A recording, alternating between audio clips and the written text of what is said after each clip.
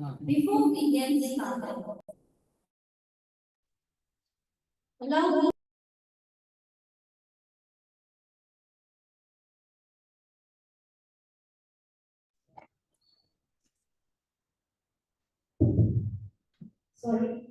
Before we get started, allow me to state a few reminders.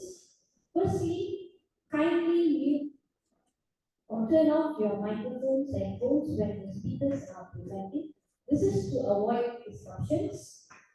Secondly, if you have any questions, please post them or place them in the chat box. This will be addressed by the presenters at the end of our symposium during the Q&A session.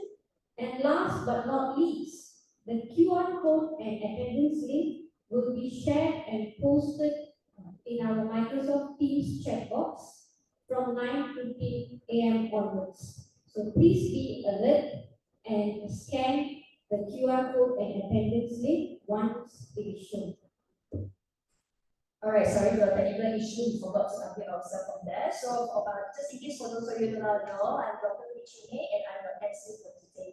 Now, without further delay, what will happen is that we will actually have a group photo right now. So, for those of you who are here physically, could you all just please come in front and we will take a photo here physically. And for those of you who are online, please switch on your webcam and put on your widest smile because Mr. Tan Kaiwen, who is online, will be assisting us to take the group photo. So I'll give you some time for you to get yourself ready. So for those of you who are here physically, please come to the front.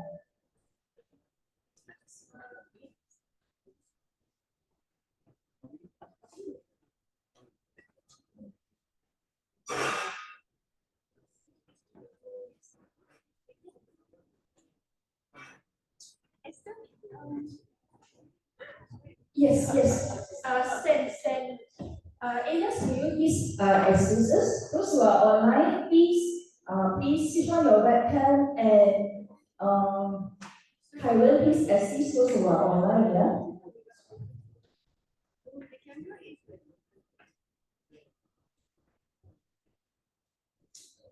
I think for those who are there physically can stop sharing the screen because we are not able to see.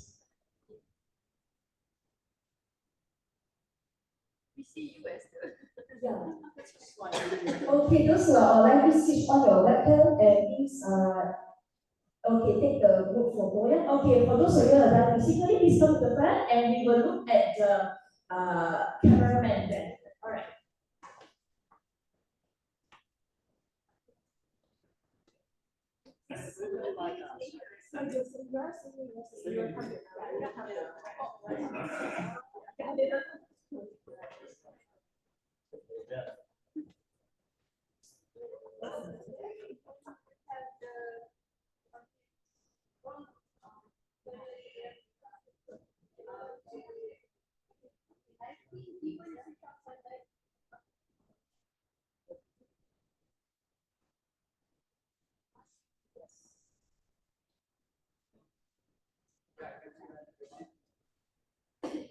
Dear online participants, please share your please open your camera as we're going to have a group photo session. Thank you very much. Let me repeat. Dear online participants, please open your webcam as we're going to have a photo session. Thank you very much.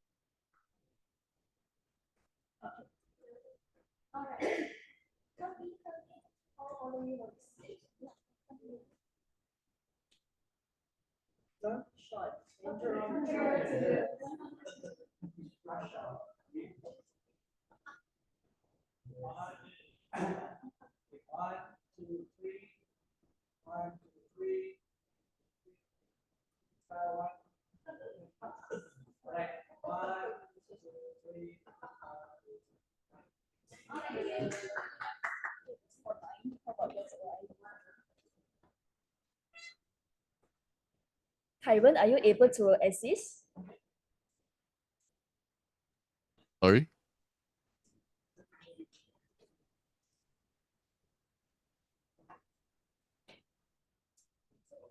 Those online, please feel free to switch on your webcam. We'll take a group photo before we actually proceed with our symposium.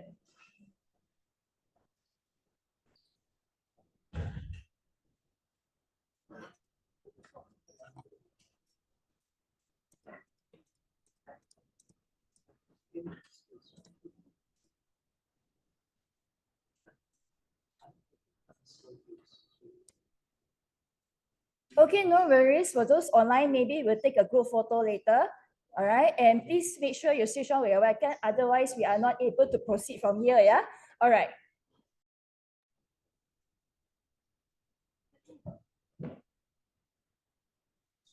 Okay.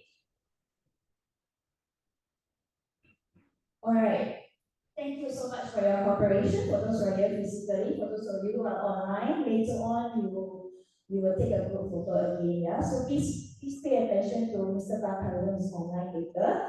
All right. Now let me introduce to all of you pertaining to the theme of our symposium. The theme of our symposium is shaping the future of language education and research in artificial intelligence, organized by the Center of Modern Languages and Literature, led by Dr. Nadia Sudian, which is main mission of investigating and expanding one's understanding of the ways in which contemporary languages are utilized in society, the media, and societal discourse. We are very privileged to be given the chance to have three speakers in our midst. They are very distinguished. So we have Dr. Great J. Selby, who is here physically. We have Egypt Teresa Tupan Suryan, who is online. And lastly, we have Dr. Ali Suraya Azam, who is here physically. For your information, ladies and gentlemen, this symposium will delve into transformative impact of AI across various educational levels, beginning with AI's integration in school education, examining how language teachers and students can utilize AI tools to improve learning experiences and outcomes. Additionally, this symposium will unpack how AI is reshaping teaching and learning in higher education institutions, transforming pedagogy and methodology lessons, assessment, and student engagement. Finally, AI-driven innovations in academic research and the broader implications for education will be explored. This symposium, aimed at teachers, educators, and students, together with academics, provides a timely overview of the evolving role of AI in the future of education and research in the support of Sustainable Development Goal SDG 4, which aims to reduce disparities and inequities in education, ensuring inclusive and equitable quality education and lifelong learning opportunities for all. With this information, I hope all of you will benefit from this symposium, and I hope all of you are as excited as all the committee members work behind the scenes tirelessly to make this event happen. All right, so please, before we listen to our distinguished speakers, now let's start with the welcoming speech from the chairperson of the Center of Modern Languages, Dr. Nadia Sudian. Over to you.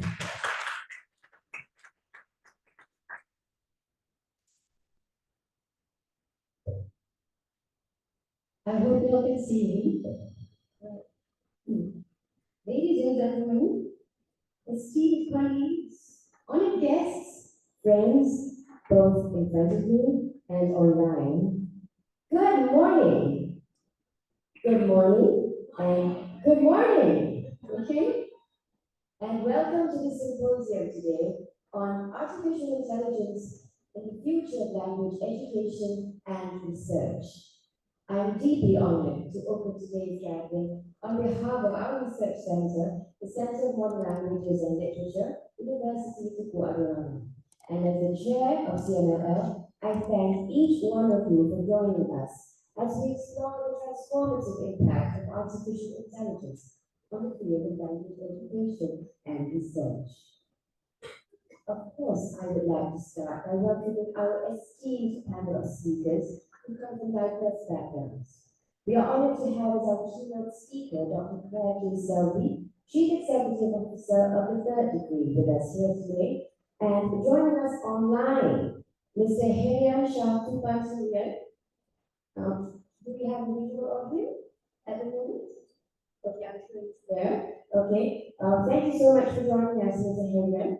He's a former teacher under the Ministry of Education and now the Chief Executive Officer of Joe Mahir, And with us today as well, I'm pleased so much to have Dr. Ali Suraye Azam, Senior Lecturer from the Department of Language and Literacy Education, University of Malaya, my alma mater. Thank you so much for your generosity in sharing with us your time, your dedication, and most importantly, your expertise with us today. As always, my heartfelt gratitude to the dream team of the organizing committee. Where are you? Hands up so that everyone can see who you are and where you are. These are the beautiful people who made it happen today. You wouldn't be here online and physically if it wasn't for these people. Who are they? I welcome Dr. Esther, Elias, Sharon, Kieran, Josephine, Asha, Auntie Lucia, and Mr. Maxwell. As I said before, we wouldn't be here without their hard work and dedication. In recent years, we have witnessed how rapidly evolving AI technologies have been reshaping the landscape of education and research across the landscape of education and among various disciplines. Language, a cornerstone of communication and cultural exchange, is particularly susceptible to this technological advancement. From intelligent language tutoring systems to machine translation and from automated grading to real-time language analytics, AI is changing how we teach, learn, and understand languages. The potential benefits are indeed profound. AI tools are offering educators and researchers new ways to personalize learning experiences, assess language proficiency more accurately, and deepen our understanding of linguistic patterns. Students can now access a range of interactive and adaptive language resources at their fingertips, fostering an environment of continuous and accessible learning. However, with these exciting developments come questions that require some thoughtful examination. How do we maintain the balance between AI-assisted learning and the essential human touch in language education? How can we use AI ethically, ensuring that these tools support inclusive and diverse linguistic representation? And how do we protect data privacy and maintain academic integrity in the age of AI? Today's symposium aims to provide some sort of a platform for sharing insights, challenges, and future directions in these areas, among others. We have gathered here today leading experts, educators in practice, researchers and technologists who delve into the nuances of AI in language education, shedding light on its potential and perhaps its pitfalls. I hope that today's discussions will inspire us to think innovatively, question deeply, and collaborate widely. Together, let us harness AI to enrich the field of language education, ensuring that these advancements not only elevate our practices, but also uphold the human values at the heart of the work that we do. So, ladies and gentlemen, get comfortable, get cozy. So those of you in the room today, I hope that you've got your ears all set to listen and some notes to take and get ready with lots and lots of questions. Whatever you have, I know in this room we have some students and postgraduate students especially who are doing research in the field of artificial intelligence in various fields and domains. So I hope to hear some questions from you. Now, those of us who are joining online, I hope you guys get cozy as well. Snuggle bubble up with your coffee or tea, if that's a preference, and then get ready to ask questions. All the experts are here today. Let us now begin our journey together into the future of language education and research. Thank you so much. Back to you, Esther.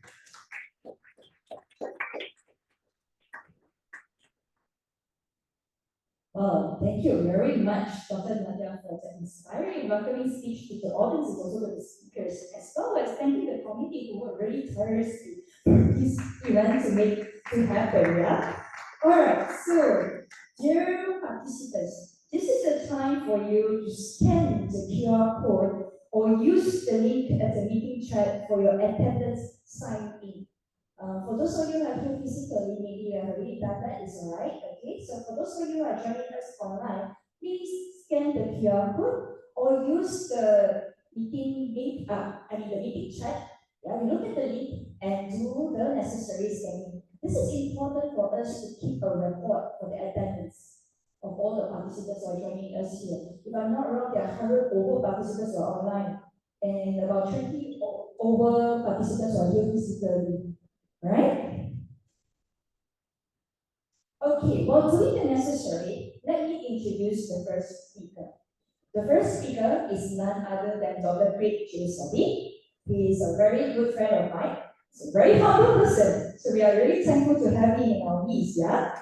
Dr. Craig Sabi is an accomplished entrepreneur, scholar, and educator with over 30 years of experience in higher education and the communications industry.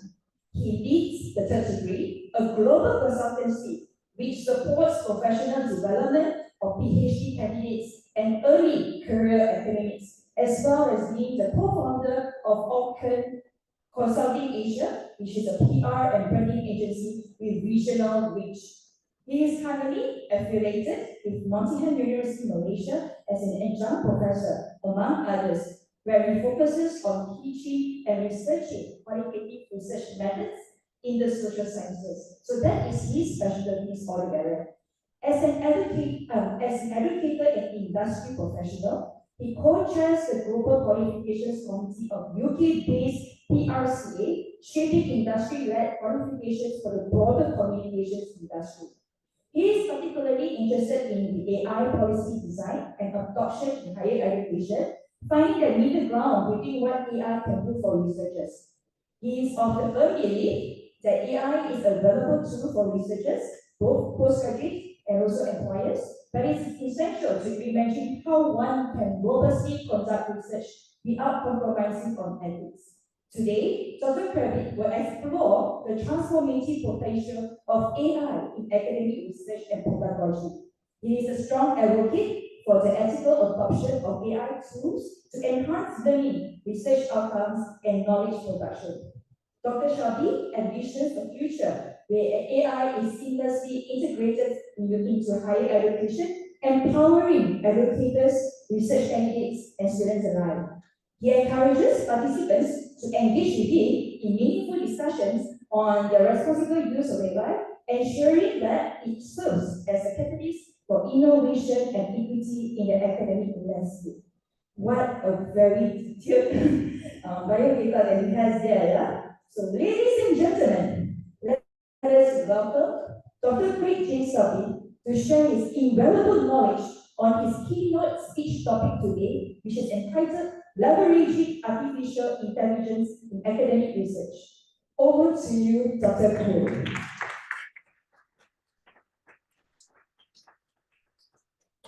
Thank you, Esther. Oh boy, I'm not used to getting like such intense welcomes, but definitely thank you very much. If I can ask for my slides to share so that you can see them, and then I'll get started. Is that your job, Esther? Yeah. Rilwan, Kaivan, can you stop sharing the screen? Okay. In a world of technology, we still have minor little hiccups in this process. Can I start something?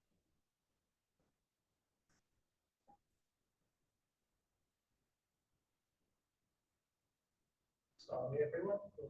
It's better with visuals. They're much more attractive than I am. So far better experience for everybody.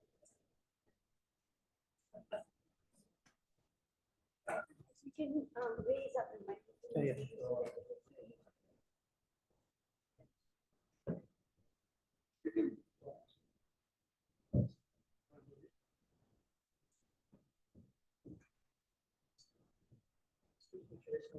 Fantastic, here we are. So, good morning, everybody. Thank you for being here. Thank you for joining myself and the team at UTAR for this, I think, very important discussion. Special thanks to my friend Dr. Esther for inviting me to contribute. Now, just to give a suggestion, she invited me 6 months ago to contribute to this. So I know there's been a lot of planning involved. I want to talk about the idea of leveraging AI for academic research, and I call it yes. I'm opening that can of worms because it is a very contested notion, a contested space. And it's also one where I'm going to sort of go out on a limb and say not everybody knows what they're doing. And those of us who think they know what they're doing probably don't know what they're doing either. So it is a little bit of a challenging aspect to it. I want to,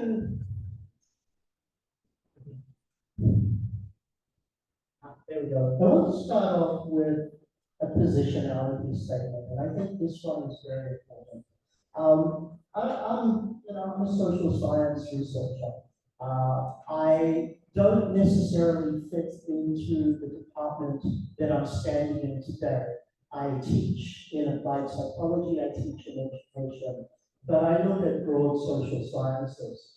I'm trained as an economist, so forgive me for that slight bit of negativity as we start. But the second part of my positionality statement is, look, I'm not actually sure that I'm a real fan of AI. I have had a roller coaster of experiences with using AI in both teaching and research. I have come to the conclusion that AI is always going to be here for us, and that we as academics, we as researchers, have to take that on board. But I'm just asking myself, I'm not sure if I'm a fan or a bandwagoner. And by that, I feel like I've been a little bit behind in the message. And in the use of AI, my first experience using AI was 2024. I spent all of last year denying its existence. And because of the roles I play in different organizations, either advocating extremely strongly for it or advocating extremely against it. So it took me a little while to decide where I'm heading with respect to that. The next slide, please. This isn't working. So none of us really know the true state of play. And I want to tell a little story here. About 6 weeks ago, I had a fantastic researcher from the UK come down, Professor Carol Elliott from the University of St. Andrews. She's a qualitative specialist. We ran a 2-day program for academics at a number of universities in UKL. And I spent a couple of days with her separately talking about different issues that are impacting the research landscape that we have.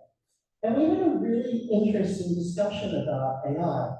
And as somebody who's been around as long as I have, so kind of maybe dinosaurish, but somebody who's been around quite a while, who's very well published, who's very influential in the field, she said to me, I really don't know how I'm going to use AI.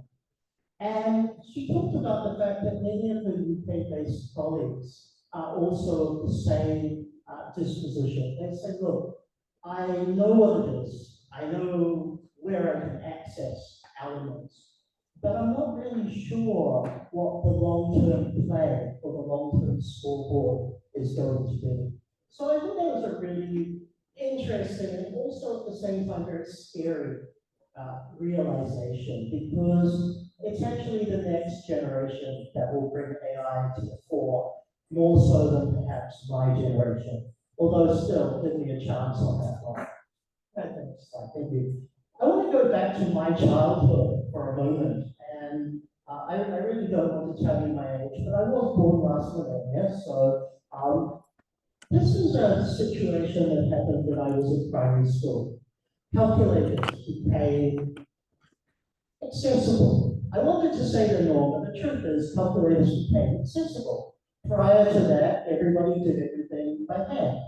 I still have a colleague who teaches accounting who makes his students add up by hand, without any calculators, a page of the phone book, just to remind them that you need the skill. So keep that one in mind, okay? But just like the challenge of the calculator, first it was we can't have this in exams, it takes away valuable skills, all of that.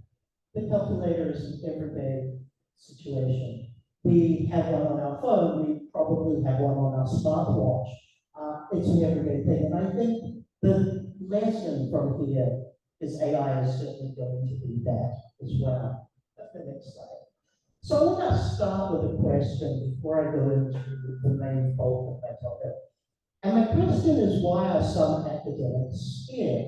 And I know many are scared of what AI can be. And I read that as different sets of words, okay? Not scared, because that's a very emotive, very strong terminology. But we have words like worried, nervous, apprehensive, uncertain, threatened. I think I know of a few who are actually quite threatened by it.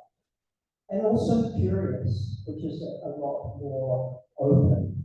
And much like the calculator example, we're only all of these words, we're only all of these words because we don't fully understand where it's taking us. And we don't fully understand the value that it can bring to the table. We see the negatives. Human nature is to see the negative before the positive. And in fact, we're most likely to pick up on negative information on anything before we are positive. So we see that and we feel concerned about it. But the truth is, it's going to be here. Next slide, please. Thanks. In reality, we have to think of AI in very simplistic terms. AI itself is complicated, don't get me wrong, but we have to think of it simplistically. AI is simply a tool. Find it like a Swiss Army knife. It's something here that will help us. We had the calculator. We moved in the 1950s. We moved new cars to automatic cars. Most of us will drive an automatic. It's just another tool, and we've got to learn how do we deal with that. Now, interesting, the little picture on the right actually came from, I think, late 60s, early 70s, from an IBM internal training set of slides. And it was like a computer can never be held accountable. Therefore, a computer must never make a management decision. Now, truth is that was put into a particular context, but think about it, AI for research. You have to ask yourself, are we asking AI to make decisions for us? Or are we still making the decisions based on what AI gives us? I don't ever believe that nuance of human interaction, of our own understanding, is ever going to go away. And next slide, please. AI is not and will never be human. That's important for us. It's funny because when I interact with ChatGPT, I talk to it like I'm talking to my partner or to my friend. I have a conversation. I get what I want from it. But at the end of the day, it is not human. And of course, its ability to work or to collaborate with us is on a different scale. In fact, the human interaction is by far the more sophisticated one that we've got. Now I decided to try a different approach for today. I want to talk about where AI is going to work for us. Now I also want to kind of segue into there quite a lot, the ethical side of it, because the truth is we do have to consider, we do have to balance up the ethics in this line. So what I did, next slide, what I did is I decided to ask AI about itself. And this in itself was a very interesting experience. So I went with 5 different platforms that I use regularly. Actually, cut that, not use regularly, that I have used. Not that, ChatGPT, the free version, Copilot, Claude 3, Gemini, Perplexity, and Gamma. And I simply asked it, couple of simple questions. And that was easy, and I just realized I spelled forward wrong, but he didn't correct it for me. So let's move on to the next slide. The first thing I want to look at is accuracy.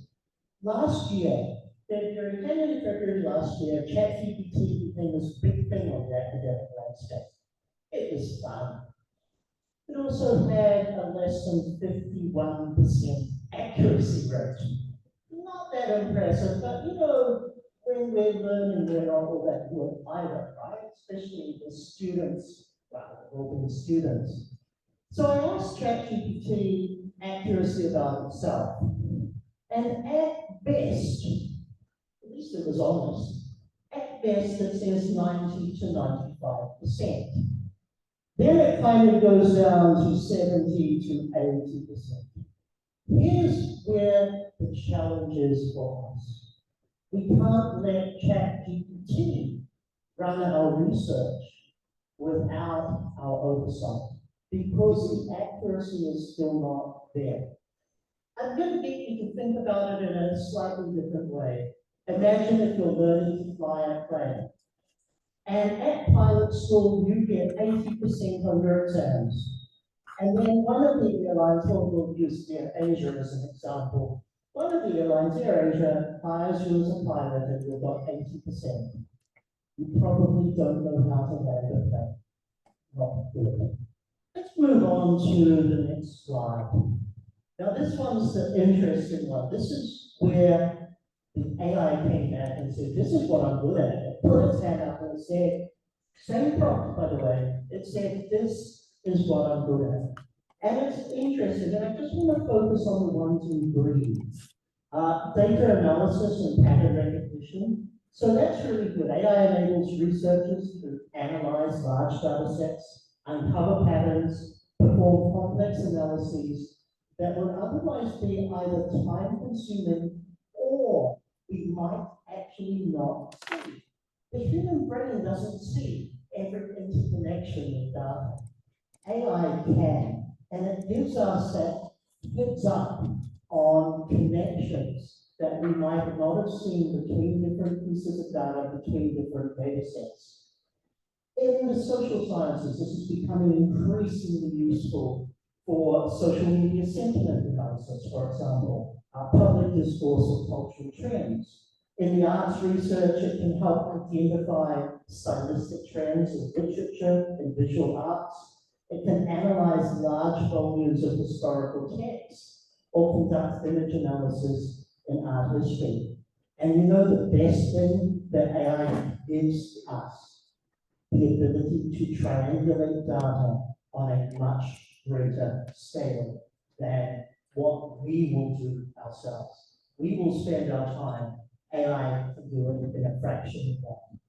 Now it talks about natural language processing, so the numbers, by the way, relate to the number of the AI that actually felt this was important.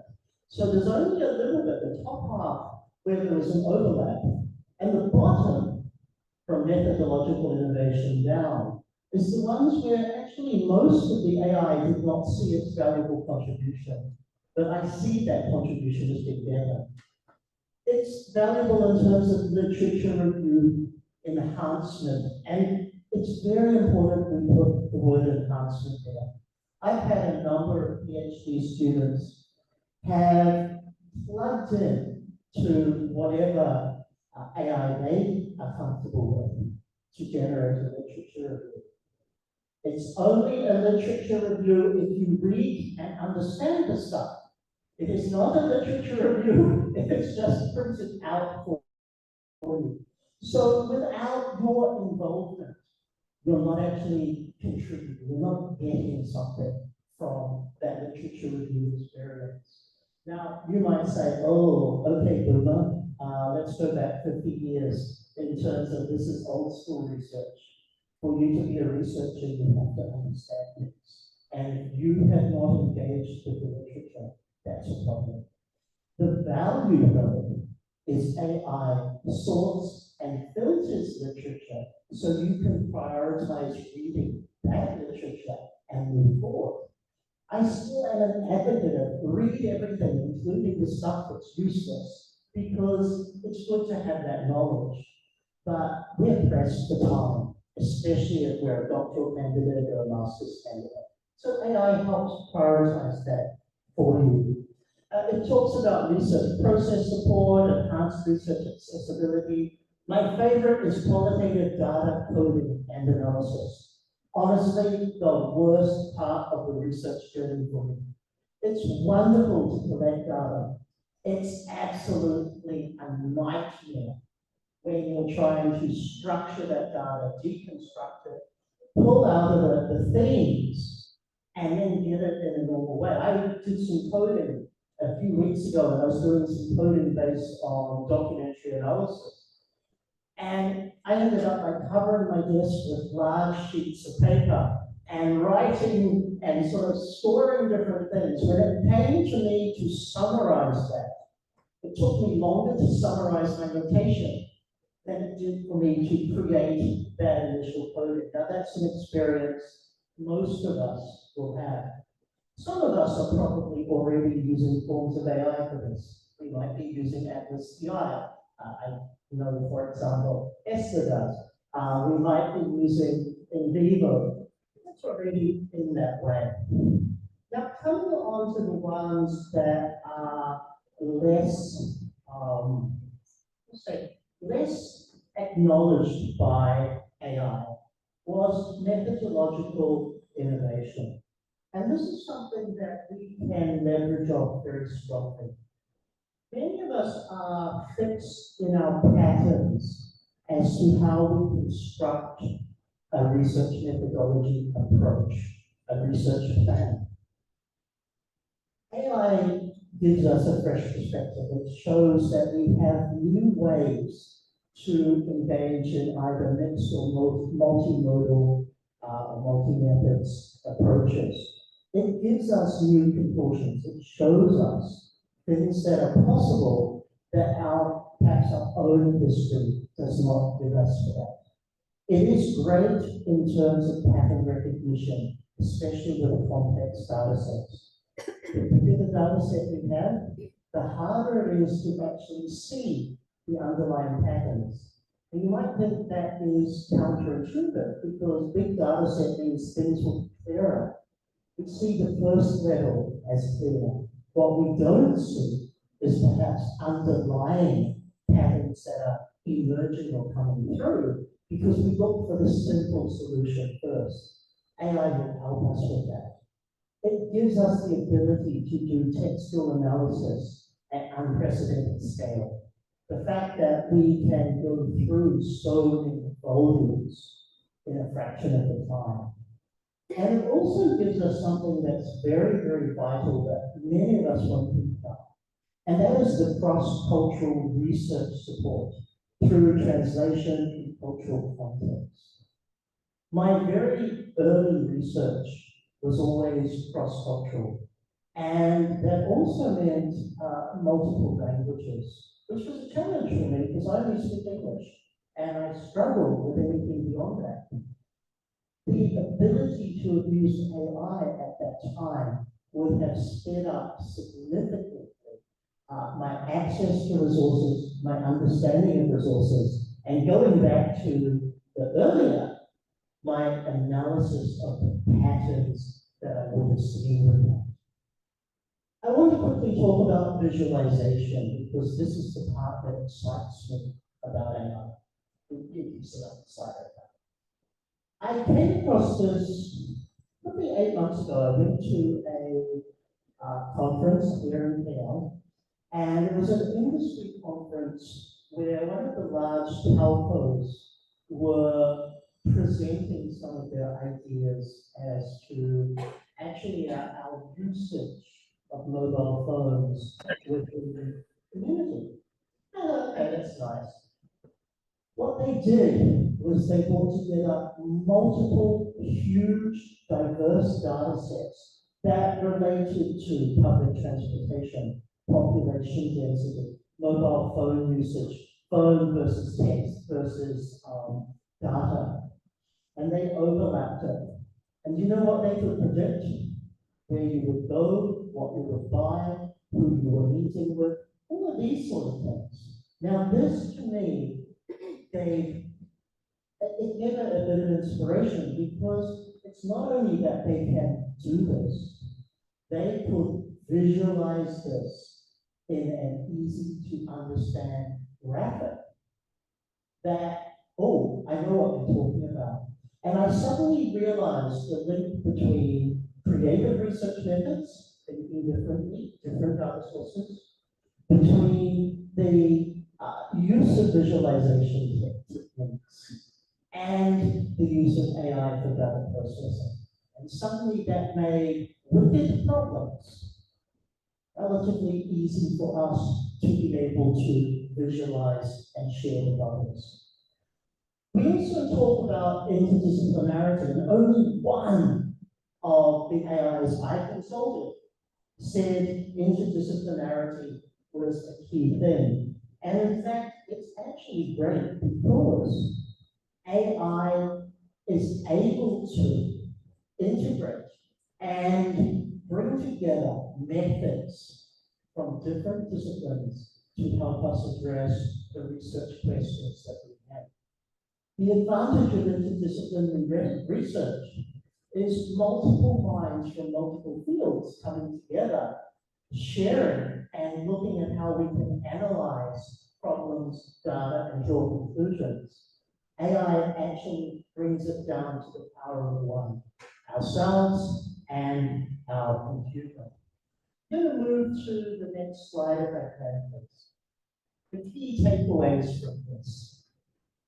The next slide. The key takeaways that I want to focus on are very simple. There's four: data, volume, and type. AI means we can analyze so much more data. Now, we have to be careful with its accuracy, so keep that in the back of our minds. But it does mean the volume that we're using is significantly more. It also means the type of data we've got is different, because what we might struggle to do in bringing together and integrating multiple data sets, because of what the data's format is, AI can do faster. Secondly, it's speed. It simply makes life easier. Now, I'm going to make an argument. AI can speed up our research. That doesn't mean you go to the swimming pool and relax. It means you've got more time to think deeper about the data and to make a more impactful contribution from that. So, although it will speed things up, it doesn't change, it doesn't lighten our workload because we have additional responsibility as researchers. It's a takeaway in terms of structure and scaffolding as well. How we can actually structure our data, how we can structure our interpretation of it, and how we can scaffold different data sets into each other. And finally, a very practical one, because all of this has been about analysis. But let's go to productivity tools, the coordination and organization of our research. If anybody sees my laptop, it's just full of files, and yeah, it will take a forensic analysis to understand where everything is in that term. But we have fantastic team-based software, that AI-based software that actually helps coordinate researchers and information. And that's really a big takeaway for us. The next slide is challenges that researchers face. I'm going to sort of move through to the next one. The challenges that we have, and I want to focus only on what's in the green. Ethical considerations and bias. Now, we're smart people, we're at university, hopefully that means we're smart. We understand ethics. What we do have to think about, though, is changing our informed consent statements, for example. Because any data that we are going to process with AI becomes part of the learning experience that the AI has itself. So no longer is the data collection from the one-on-one interview that I do with you, no longer is it sacrosanct to myself, my supervisor, and the university department. It now becomes a global phenomenon. It's got the potential to be more widely spread. So there are confidentiality issues, but on a simplistic level, we actually have to start saying in our informed consent statements, we will be analyzing this data using AI. At least that's an acknowledgement for others. The bias part is more important. And I'm really glad it's me talking about bias because I'm a typical white middle class person. And guess what? AI is very biased towards typical white middle class mindsets and information. AI does not have a sufficiently nuanced cultural filter or understanding yet. That might change by the time we've had lunch today. You know, AI is rapid, or it might take us decades before that happens. But there is a bias inherent in AI, and that's still something that is taking time. It is very Western centric.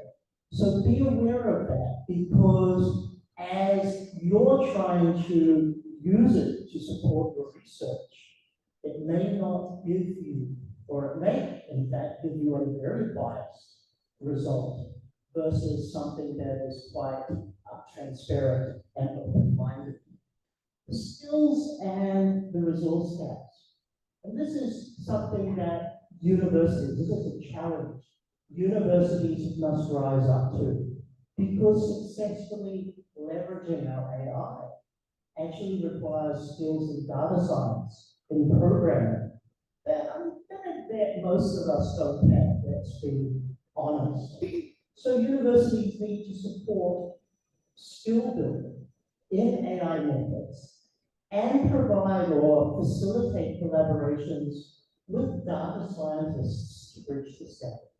Ultimately, for us as a researcher, it's nice AI will help us, but we have to develop new skills so that we're leveraging AI in a way that really is going to work for us.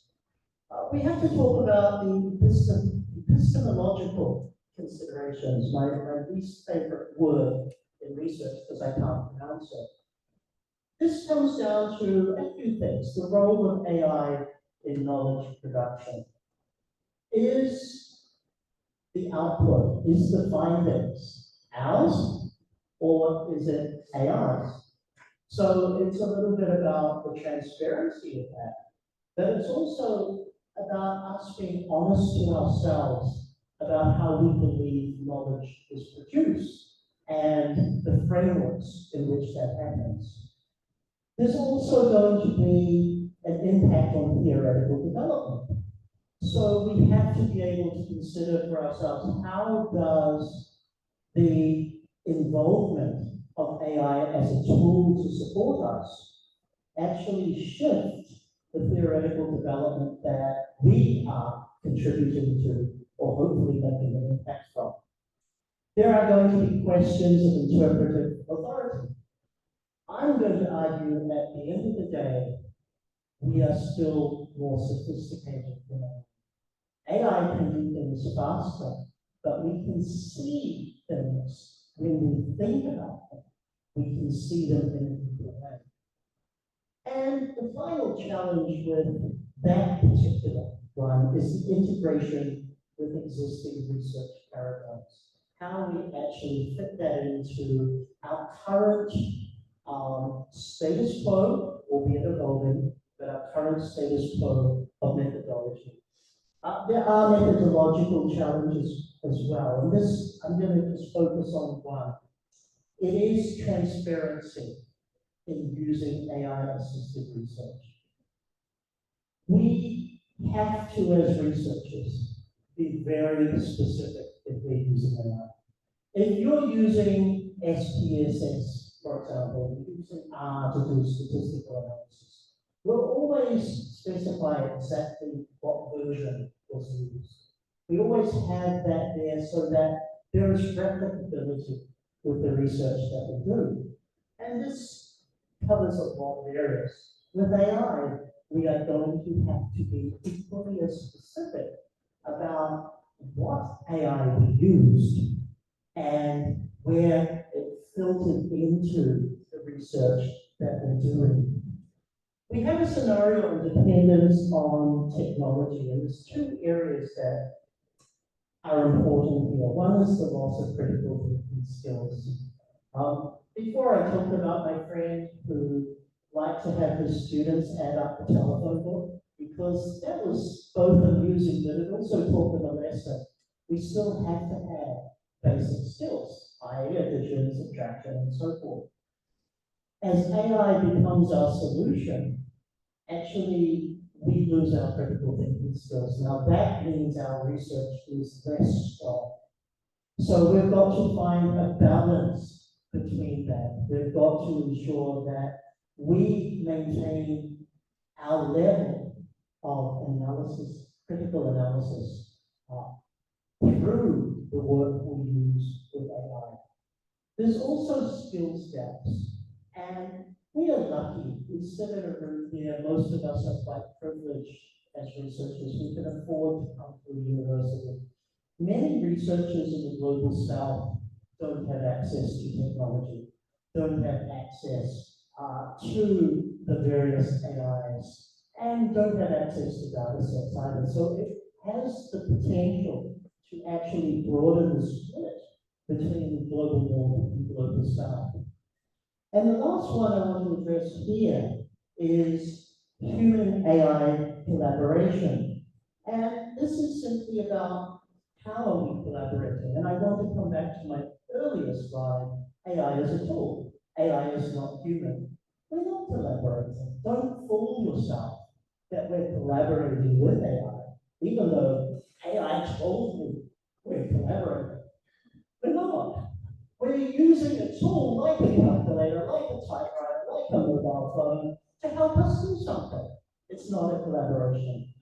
Now I move on to personal observations. I promise I'm nearly finished. If I could, 2 slides forward, please.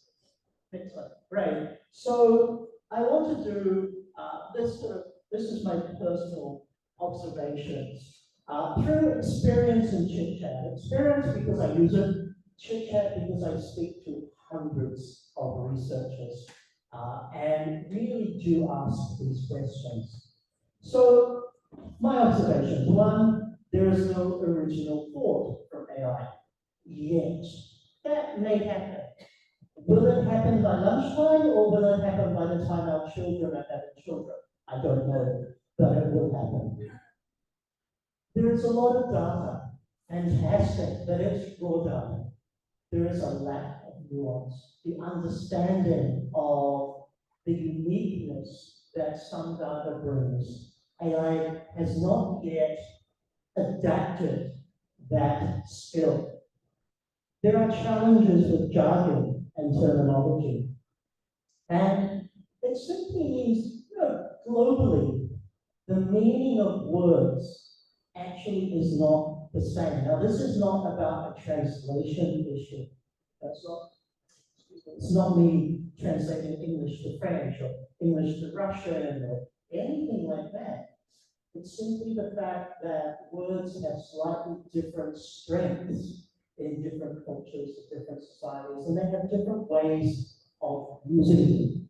And there's some great memes that go around social media that really highlight the fact that the same word has not been understood.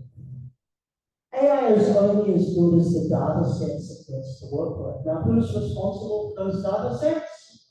Hi guys, it's us. We provide the data set. Again, let's remind ourselves, AI is a tool to help us. It's not generating new data sets. It's helping us work with them and show linkages between them. Fantastic. But if we give crap data sets to our AI, we get the results that we deserve. It's also, as I call, a la minute. It's not the most up to date. It's very interesting that I have, for example, been associated with University of Nottingham for 1.5 years now. I'm sorry, yes, I kept that a bit of a secret for a while. Only 3 months ago, when I randomly, because I do this on Narcissistic, I randomly asked who was Dr. Craig J. Sophie. And only 3 months ago did it finally actually draw the link to my engagement with Nottingham. It's not the latest, most up to date. Now, that's just a very simple personal anecdote, but we have to recognize that many of the data sets that are coming from the broader public arena are open. As we put data in, of course it becomes more modern, but not everybody is doing that. Just ask the CIA. AI only does data. It integrates and interprets knowledge in a we need to integrate and interpret knowledge in a sophisticated way. That's what the brain is for. AI hasn't actually reached this level yet. It's knocking on the door. It's knocking on the door, but it hasn't come in and taken a seat at the table. There's still a lot of work needed to make AI the best functional tool for our staffs. And the final one, this actually came from a colleague at Nottingham, a presentation I listened to a couple of days ago, and I really love this. And it was about varying relevancies.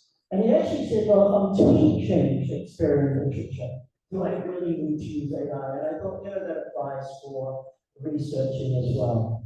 Some disciplines, some niche areas, fantastic. Others, yeah, not so relevant. And if I can move to the next slide, please. I'm sorry, after recommendations. One more. So my recommendation, sorry, no, can we go back? I missed out, sorry. How to leverage AI, sorry. How do we leverage AI? That's what I'm here about today. One, we understand its limitations. We learn how to work through these. That's the best way. We use it as scaffolding. It's there as a support mechanism. It gives us ideas. It helps us structure.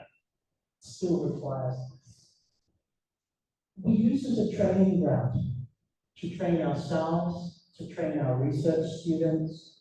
We use it to train our own thinking. I use ChatGPT if I'm going to do a presentation, not because I don't know what to talk about.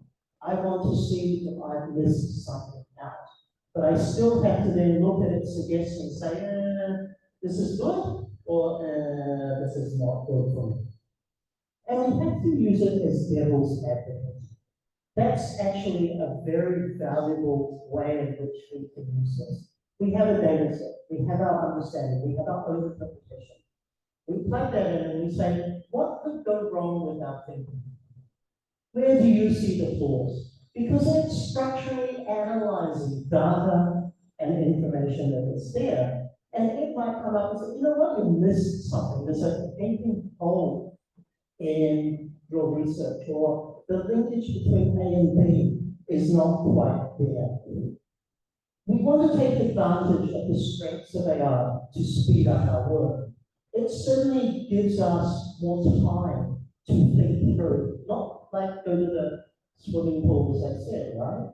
But when the data is processed faster for us, and AI helps us with that, that gives us the luxury of more time to really reflect on that data and say, you know what?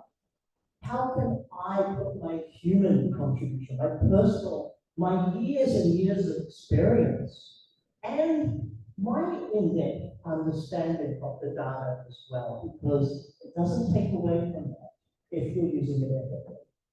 How can I reflect and come up with a more nuanced and robust discussion from that? Use it for visualization. If I look at some of my writing in the past, my tables, my charts, everything, they are embarrassing. I do not have the technical skill to create beautiful visualizations that demonstrate or showcase quite instantly ideas. And I'm sure many of us will do the same. Use it for visualization. Learn and engage with improving AI. It's still a tool that's going to benefit you. You have to learn how to use it, and then you have to learn how it's continually changing every moment of the day.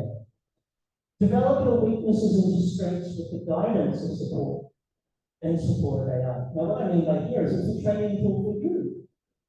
I don't do statistical analysis well. I can go to YouTube, but I can also now look at different AI to help me and explain the decisions that I have to make. And the final point on here is it will keep getting better. AI is improving every day.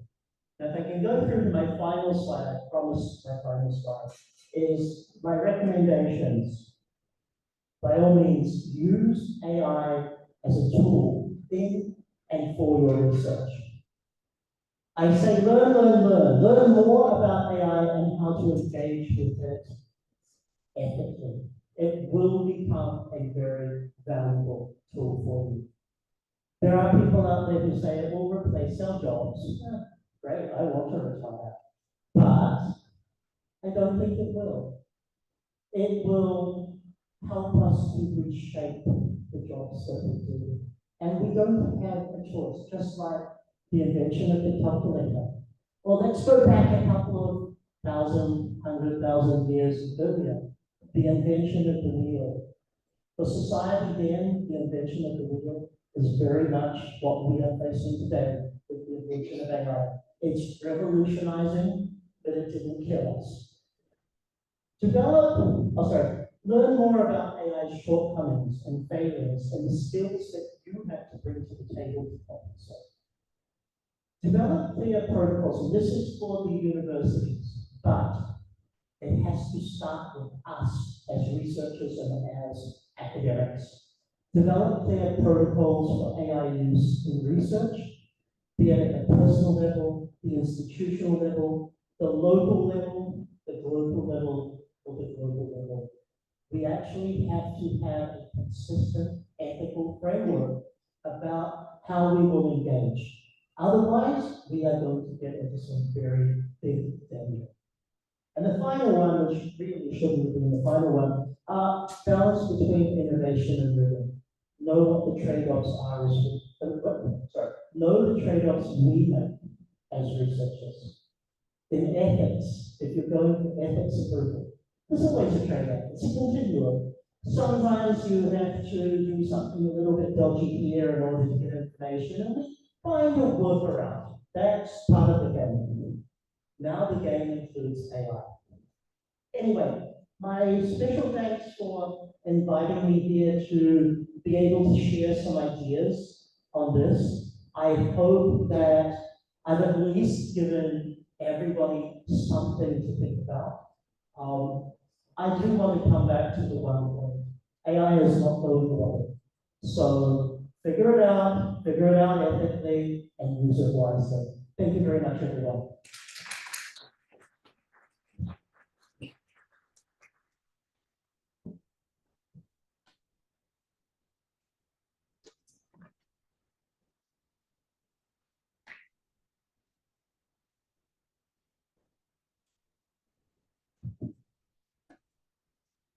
Wow, that's a very interesting speech.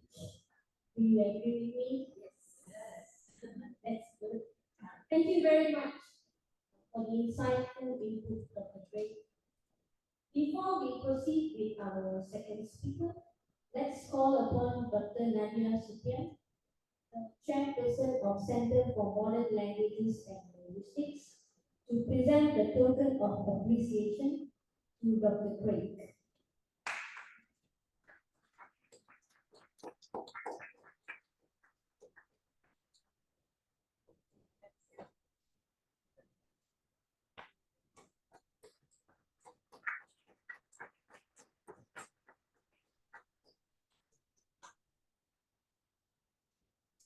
Thank you very much, Dr. Nadia and Dr. Craig. Ladies and gentlemen, you may post your questions in the chat box. This will be addressed by Dr. Craig later.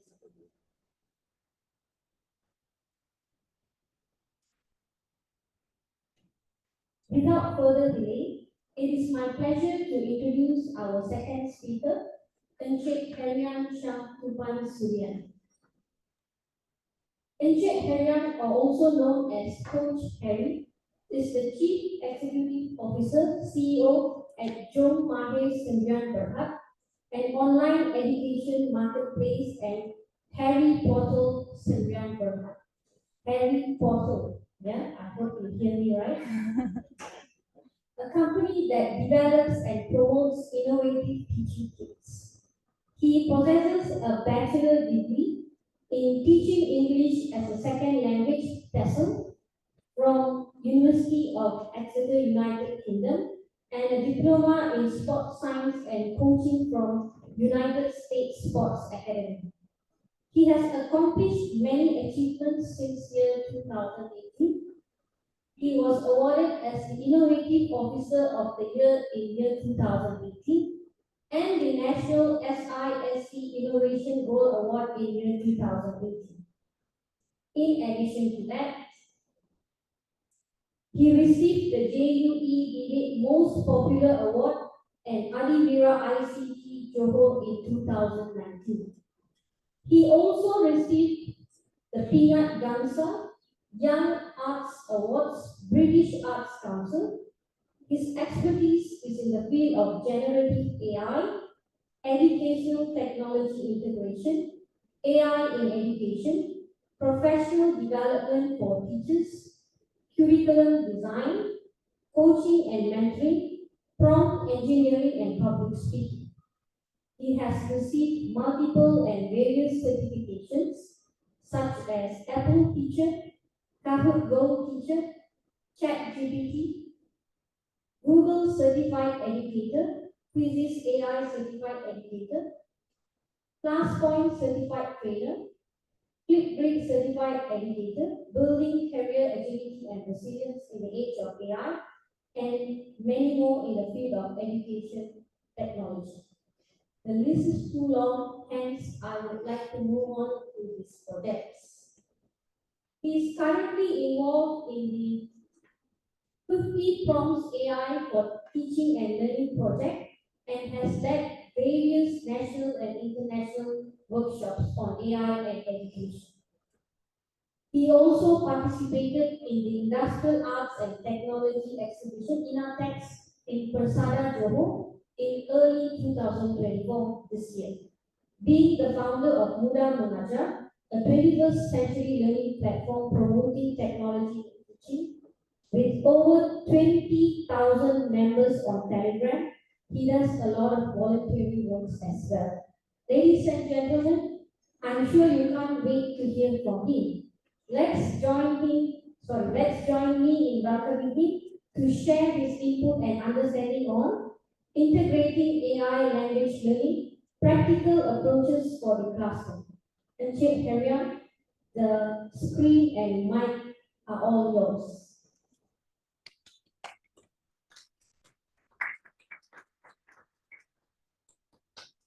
Okay, let me check. Can you see my screen? Yes. All right.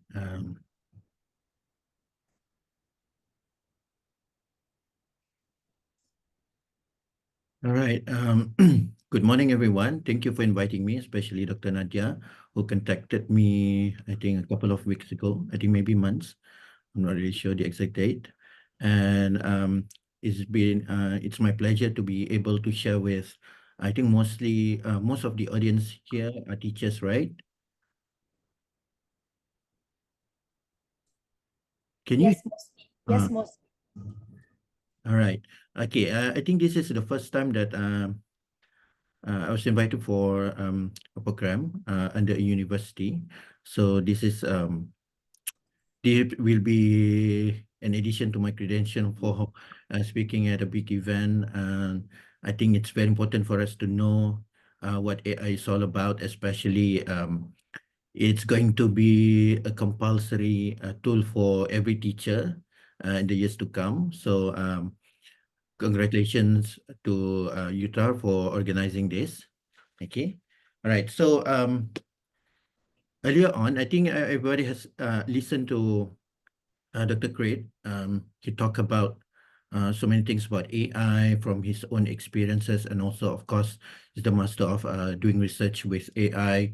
I think as we go along with my presentation today, you will realize some of the points that he made earlier. So please listen carefully, and I will explain to you why, especially when you are asking, when you think that AI will be able to mark essays for you. So there are a few points you need to um, remember what AI can do, and when AI is going to fail because of maybe the lack of full understanding of what AI is capable of and what AI is missing still. And of course, I do agree that AI uh, will never truly be a human being. It's just there to assist us. So teachers, don't worry, you are not going to be replaced at all. You will stay in the job for a long time. All right? Okay. So I'm thrilled to be here today. So I'm going to talk about how AI is practical enough to be practiced in the classroom. Um, it might seem like a complex and futuristic concept, but I assure you its applications in the language learning is incredibly practical and accessible. So in fact, I'm excited to share with you some of the ways we can um, harness the power of AI to create more engaging, personalized and effective language learning experiences for our students. So let's take a look of what generative AI is. So generative AI is one of the types of AI that is out there. The thing that is going viral now, obviously generative AI, when we talk about a Gamma, when you talk about ChatGPT, when you talk about Google's Gemini. So these are the applications that work with being a generative AI. It means that it's going to generate new content for you based on patterns in existing data.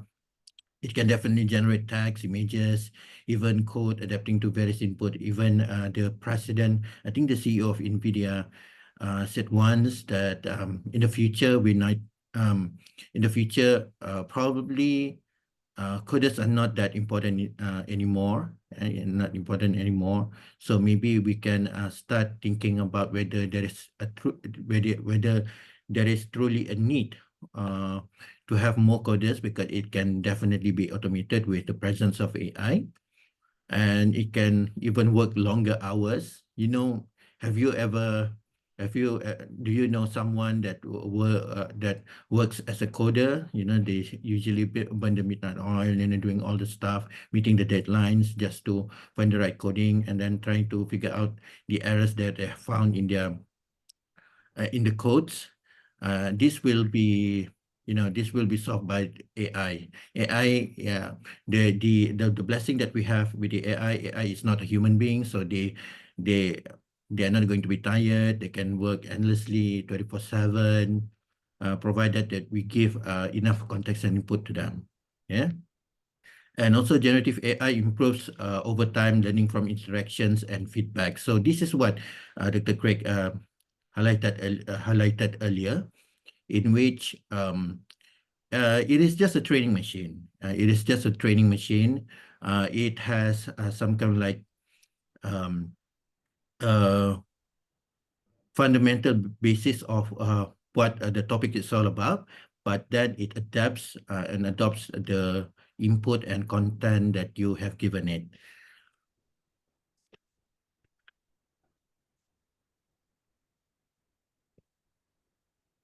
So AI can also help you to customize your lesson planning, especially when it comes to learning objectives, and also to give you options. And lastly, you will have the ability to refine whatever that has been generated by AI.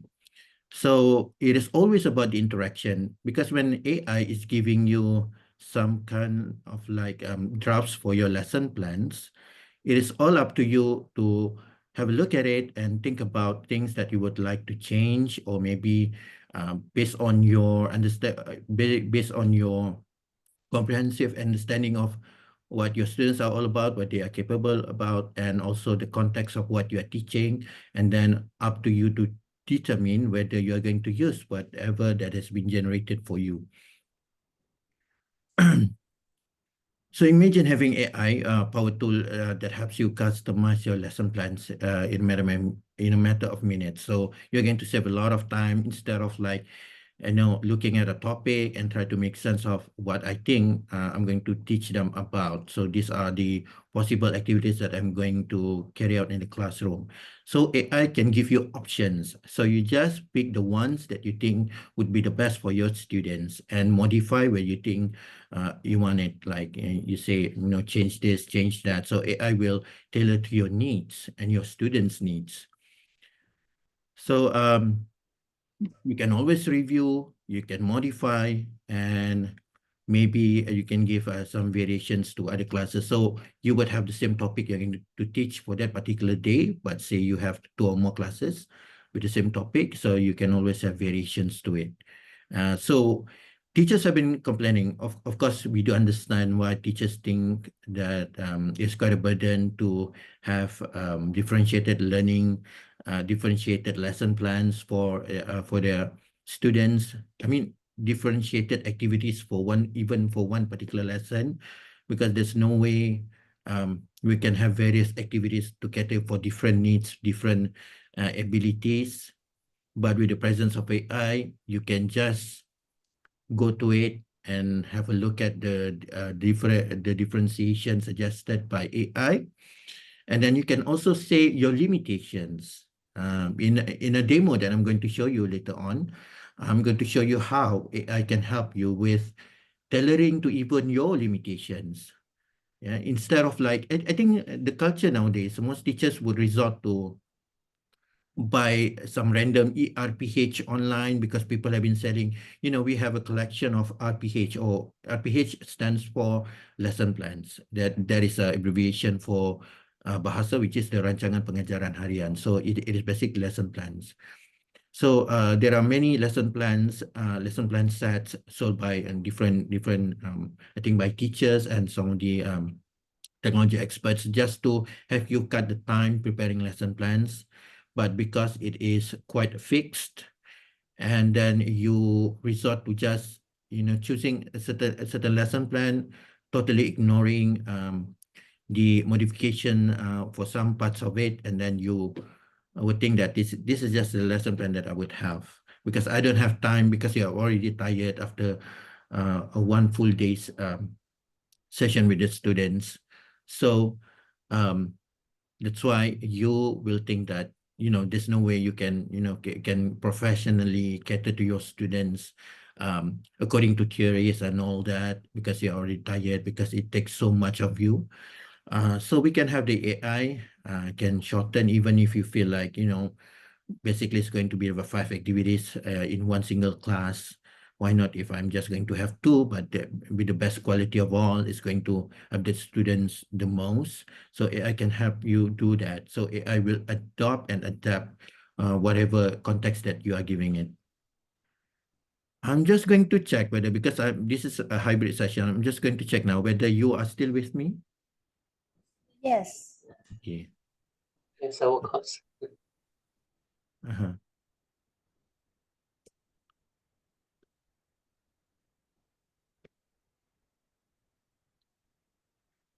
So I'm going to show you a little demo of me asking for lesson plan. This is basically my prompt that I've put in my ChatGPT. Okay, so this is the video. It has no audio, so don't worry. So it definitely has no audio. I said it that way. I just want you to just look at this the video and try to see what I'm doing.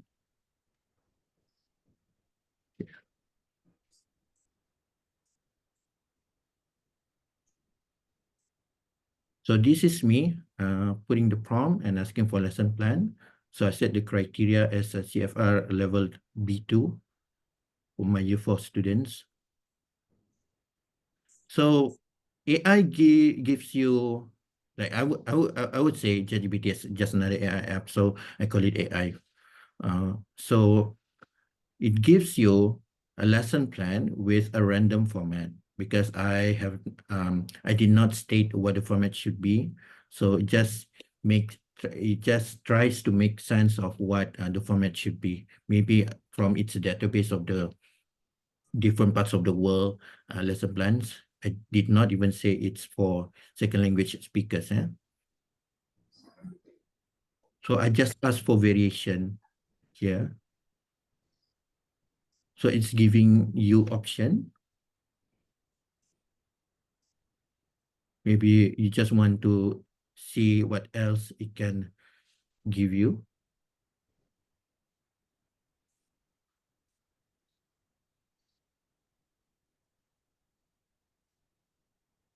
Okay, after reading the whole the two options, I just realized that I need to change something. So I wanted to have some singing, maybe at the beginning of the lesson, and then I don't like the role play. I just want to make it short because my students are not really manageable. So that's my limitation. So I will try to change that for you.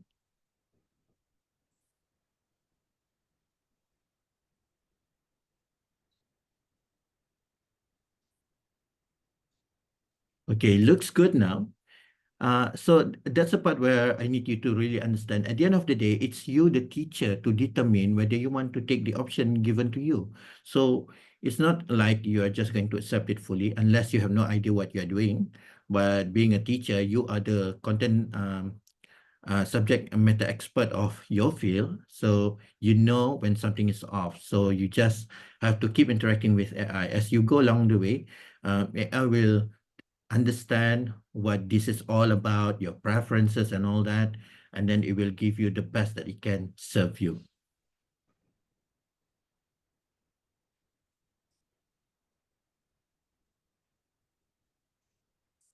Okay, now we are going to look at interactive AI-powered activities. So AI can also help the language teachers, English language teachers, to do vocabulary challenges, to provide grammar quest activities, and also to give some cultural simulation, especially when you are teaching CFR.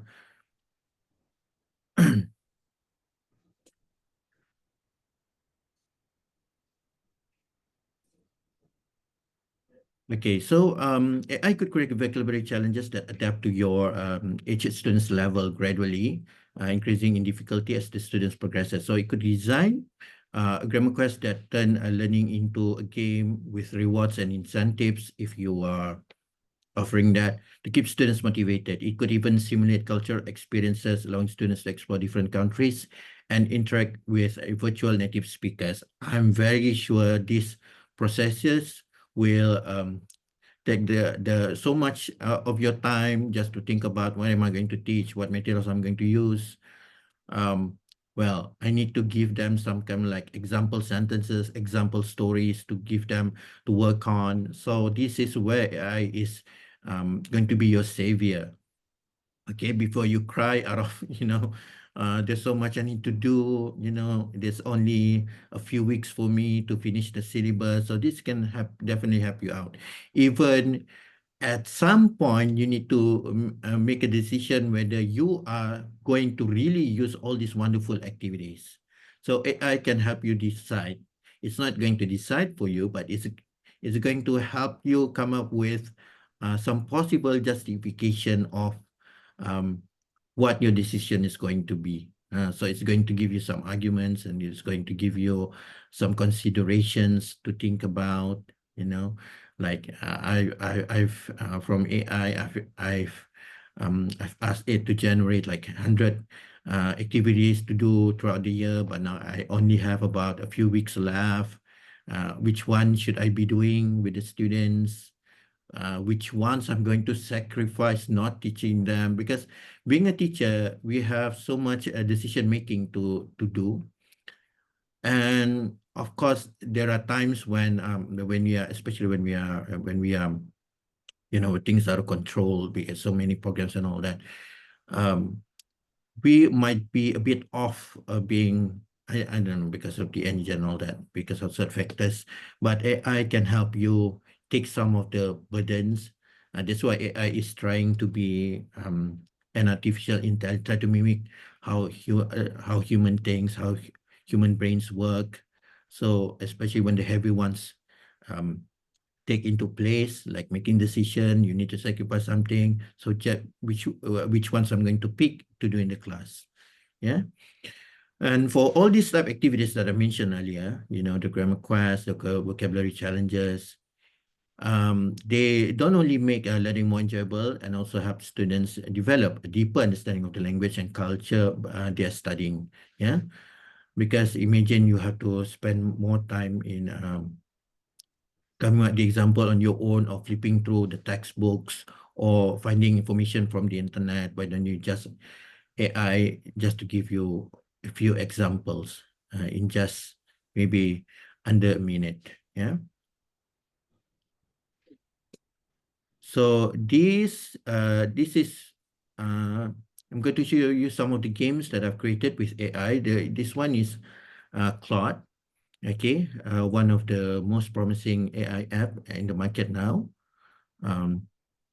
So I just wrote there, do the classic hangman game. The contents are the names of the flowers. Even if you have made mistake in your spelling or in your sentence, even if the grammar structures are not always correct, so you can always go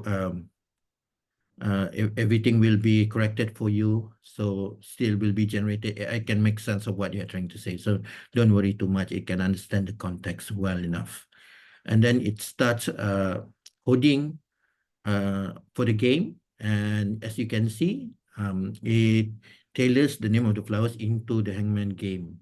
I know there are so many online games that you can definitely just go there and then put in your input and you can start playing it. But imagine some situations where you think that you are not going to find the exact apps that you're looking for. So AI will help you do the customized version of games, language games especially. Yeah. Okay. So this is me asking AI to do the grammar quest. So what I did was I just screenshot apart from my presentation. I think one of the slides had this, the grammar quest directive stories, which is also by grammar plot and development. So I just screenshot that part and I asked ChatGPT to come up with the grammar quest the grammar quest.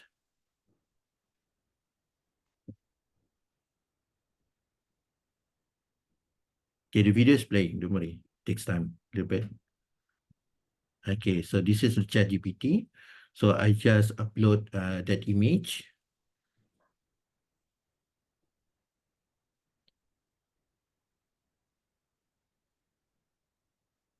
So I'm writing the prompt, make it 4 years. So I'm giving it a context. So year 4 CFR,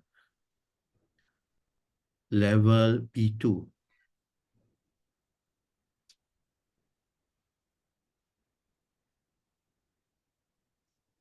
Now it has created the grammar quest for you.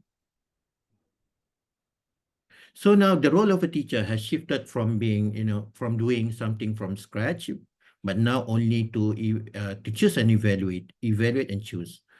Yeah. So you're becoming more professional now. You're not really like some kind of like, becoming the slaves or, doing something from the scratch. You are even more professional now. You are being executive of your lesson. When we say executive means that you are doing decisions most of the time. But what happens to the teachers, you are doing every role possible in a big company. You are also the worker, you are also the operator, you are also this and that until, of course, you are also the CEO, but then you're doing a lot of other stuff as well. So now it's shifting to only choosing, but then still, when it comes to the actual practice, you still have to be in the classroom to teach your students and have to bear with the different attitudes and the different presence of your students. Okay. So AI can also help you to tailor the language exercises. So imagine after having that RPH or lesson plan, so of course you want to come up with the questions. You would have the questions from the textbook or maybe some worksheets that go with the textbook. Maybe you found one, or maybe your maybe the admin has bought for you. So how I can help for this particular part. So AI is going to be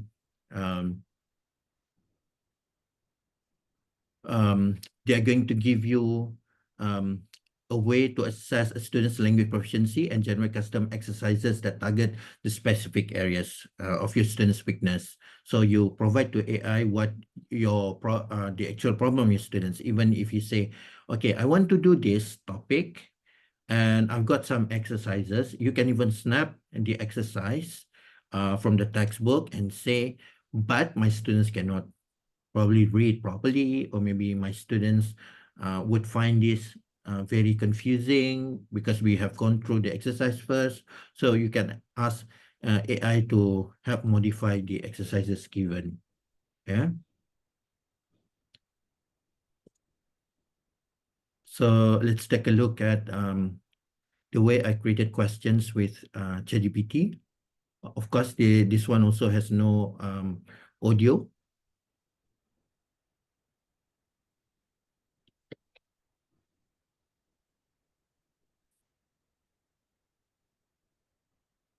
So based on the lesson plan, I just continue with the conversation. So AI has the ability of having memory of what you have talked about with it in a single chat window. So I asked it to create 5 MCQ questions from this lesson. So it gives you the set of questions.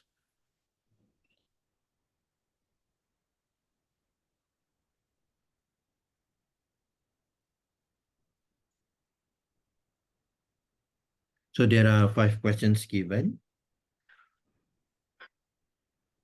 Now I'm asking the different ways of assessing the students. Now this time, I want to be fill in the blank kind of activity for the students. So you can imagine the different styles, the different ways. Actually, can always challenge what you think AI can do.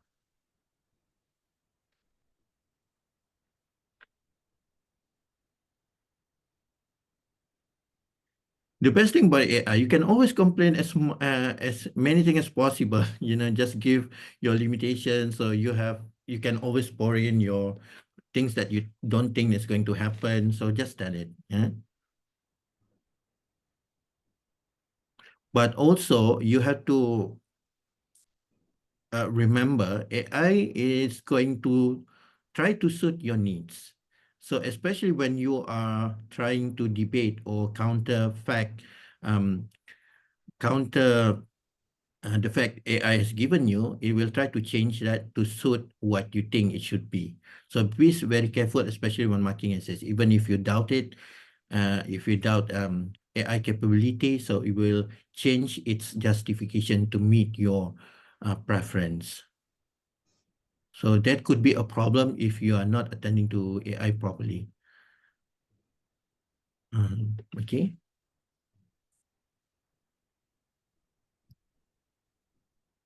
So what about being able to streamline the grading and feedback? This is not, I have not found really recommendable apps yet to do this automated scoring, writing analysis, and personalized comments. Yes, but personalized comments are based on the writing analysis, of course, and also the scores. But for automated scores, maybe because it's just data, it's just quantitative aspect of the assessment. But when it comes to writing analysis, AI will just try to make sense of its context.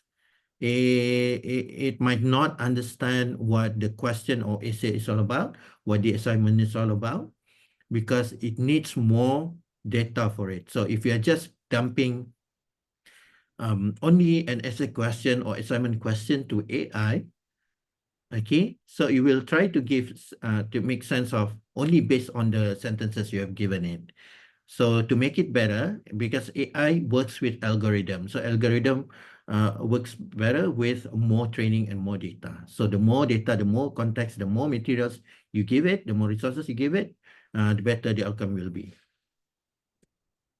So let's say I have this one particular assignment or question I'm asking. the students to do, write 2-3 sentences about your favorite season. Use some of the new words we learned like sunshine and snow or leaves. Explain one thing you like to do in this season.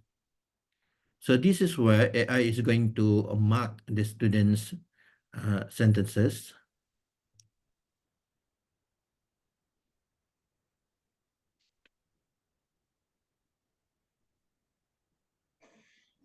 So say I have the students sample, I have the students' answers. They are basically student answers. I compile them into a Word document or a Google Docs, or even the students have written with their handwriting. You can snap each photo of their handwriting and compile it into a PDF, and AI will mark that.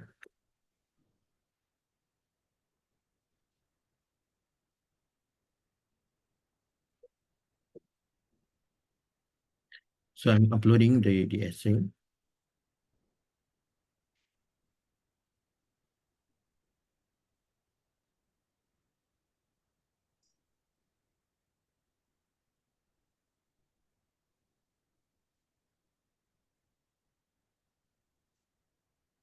I'm writing the prompt.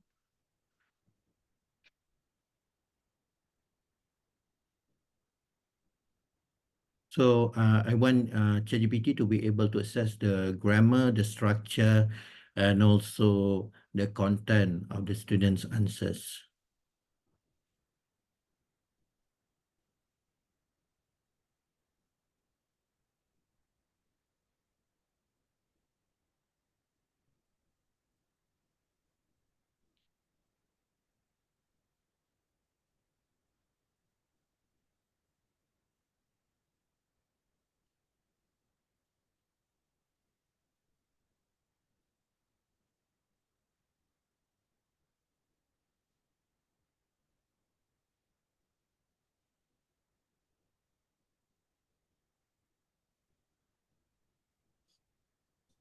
So I stated the full score is 5.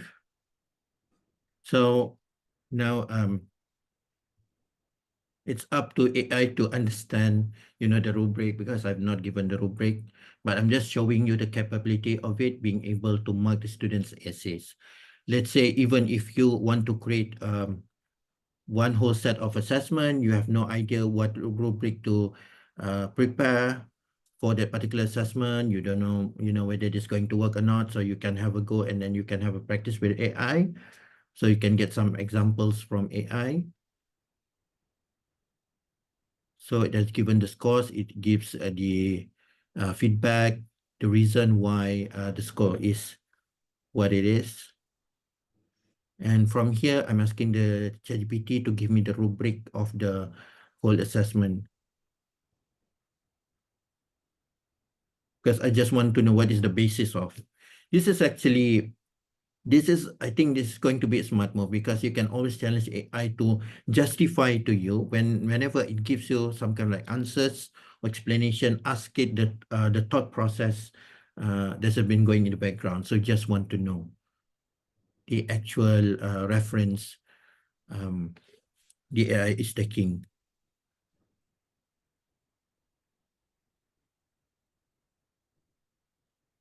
So I'm going to cut this short. So what happened was AI was able to mark the students' essays, but at the same time, it lacks the original context of what the assessment is all about. I did not elaborate further about the question. So to get some rough idea would be good, but then we have to know the limitations of AI itself. It's like when you are giving a task to someone that has seen a question for the first time, maybe a beginning teacher or something, and then you are an experienced marker. So you have to know that that person might only know the base of it, it is on surface, so it needs more clarification. Yeah. But then for simple sentences, if you just want to get some ideas, it should be good. And then at the same time, if you disagree what AI has given you, so let's say the score is 3 and you think it's supposed to be 5, I will change that to meet your your stance to meet your answer. So it will totally change that. So it's not going to help you that much, right? So what would be the best practical ways of marking students' essays with AI is that you are going to have a go at your students' essay, think about what you think the scores should be. And then at the same time, also ask AI to mark the papers. And then you're just going to look at maybe there are some parts that you have missed, and then you are going to make up your mind at the end. So this is going to be the last part of my presentation, which is we're going to see how AI-powered conversational practice takes place. We're going to see the speech recognition, virtual tutor, and progress tracking. Okay, so this is the video. Bear with me. Is the time up yet for me? 5 more minutes is okay, Encik Aaron. Okay. All right, let's go.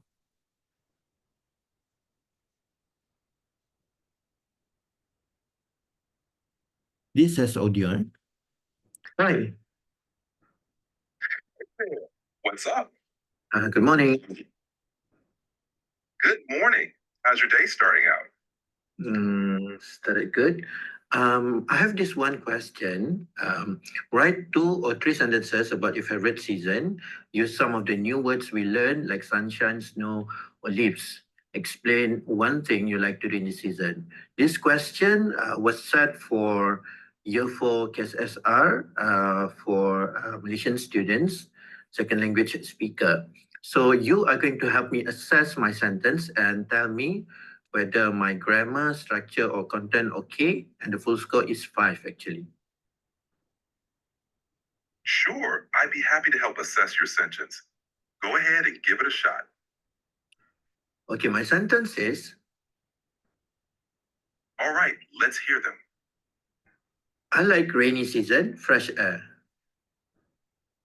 Great start. I'd suggest expanding it a bit for more detail. How about, I like the rainy season because it brings fresh air. The sound of rain is calming, and I love watching the raindrops on the window. This adds a bit more structure and content.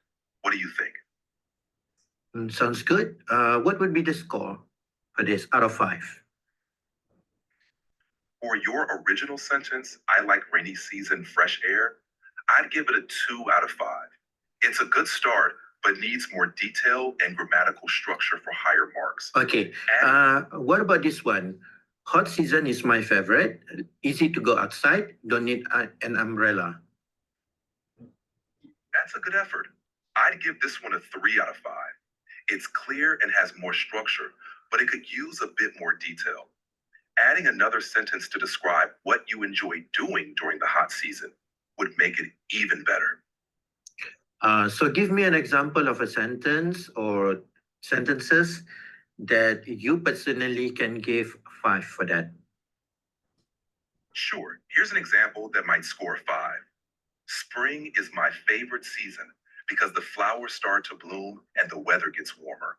I love going for walks in the park to enjoy the fresh air and watch the leaves turn green. It's a perfect time to have picnics and enjoy the sunshine. This example uses descriptive language, new vocabulary, and explains why spring is enjoyable. Okay, that's good. Thank you so much. You're welcome. If you need any more help, just let me know. So I even get the whole transcript of the whole conversation, which is going to be a good reference. But this is actually ChatGPT 4o advanced voice mode. Unfortunately, this is a paid version, the ChatGPT Plus. But imagine if a teacher has access to it, so maybe the teacher can use this to help some students to improve on their speaking ability and their pronunciation skills and all that you can think of. So they will be more excited even because they're going to talk to AI, which can respond well. Because a few years back, such tactic has been used, but we had never seen any really good apps yet. But the time has come, I think, for now. I think even for I think beginning December, we're going to have a lot more capabilities in which AI can take over your whole computer. You just say, okay, just open my Zoom, okay, make my video on, turn my video on, and all that. I think AI can do that in just by simply summoning it to do it for you. Yeah. So there are, I think the time is coming. So I can definitely help with the pronunciation enhancement with AI. So if you are giving to the ChatGPT your sentence and then practice with it, ask it to listen to you and give some feedback on your pronunciation. So it gives you real-time feedback, phoneme analysis even, and accent comparison. All right. If you're trying to speak like a native speaker, just for the sake of improving your language capability. So I think it's not only for teachers to do all this for their students, but also for the teachers themselves to improve on their speaking skills. Even more important before they start teaching their students, and also to tailor your content to your students. So for the vocabulary expansion tools, I think there are so many apps coming, smart word clouds, adaptive flashcards, contextual learning. In fact, we already have the flashcards that can change your text into proper flashcards in just a few seconds. So there are so many other apps that you can also enjoy being able to help you with the lesson planning, tailoring your assessment, tailoring the assessment to your students of different needs, like Magic School AI, Edu8 AI, Gemini. The best thing about Gemini is that you can devise your question sets and then send it to Google Docs and then start sending to Google Classroom and then to your students. And if it's a lesson plan, you can send it to Google Classroom, where probably your school administration has designed that everybody sends their lesson plan via Google Classroom. And then we can also, now we already have the Microsoft 365 Copilot in such a way that you just open your Microsoft Word and then you can start devising your lesson plan. AI is embedded right within the Microsoft Word. So there are so many existing apps that you already enjoy, and now they start integrating AI into it, especially when coming up with the questions. I think you enjoy playing with the Kahoot games and then quizzes games, but the problem is you either have to go through the long list of whatever, the long list of the sets that have been done by other people, but not really meeting to the needs of your students. You have to spend time, deleting, changing the questions, but now you can just go to quizzes, attach your textbook or certain pages, and then start giving prompts of what you want it to be, what level, and then it starts devising the questions for you.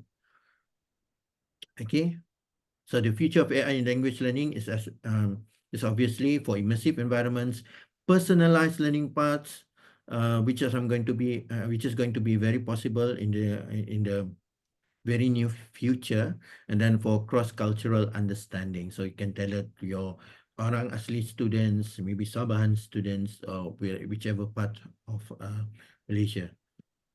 Okay, that's all about it.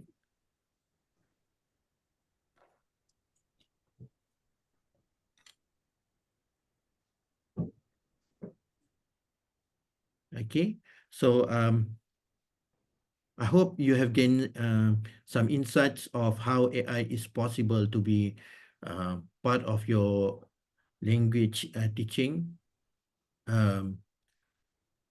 process. So I think it's going to be compulsory now. You have to use AI to lessen your burden, save your time, to give better resources to your students, and also not to make your life more miserable with the burden of work that we have today. So the smartest people are the people that know how to leverage their tasks professionally. Okay. All right. I hand over to the Master of Ceremony. Okay. Thank you very much, Encik Helen, for this insightful presentation. For those of us who are here physically, we really enjoy it. And those who are online, hopefully you are also benefiting from this. I got intrigued with the presentation regarding handman, because that was what I played that time when I was in school. So thank you so much, Encik Helen. Now, before we proceed listening to the third speaker, let's call upon Dr. Nadia, the chairperson of Center of Modern Languages and Literature, to present the token appreciation to Ijit Heron. Ijit Heron will actually send something to you to your home. Not sure whether it's delivered, but you will get that somewhere soon. All right. Dr. Nadia, do you want to say anything to Ijit Heron?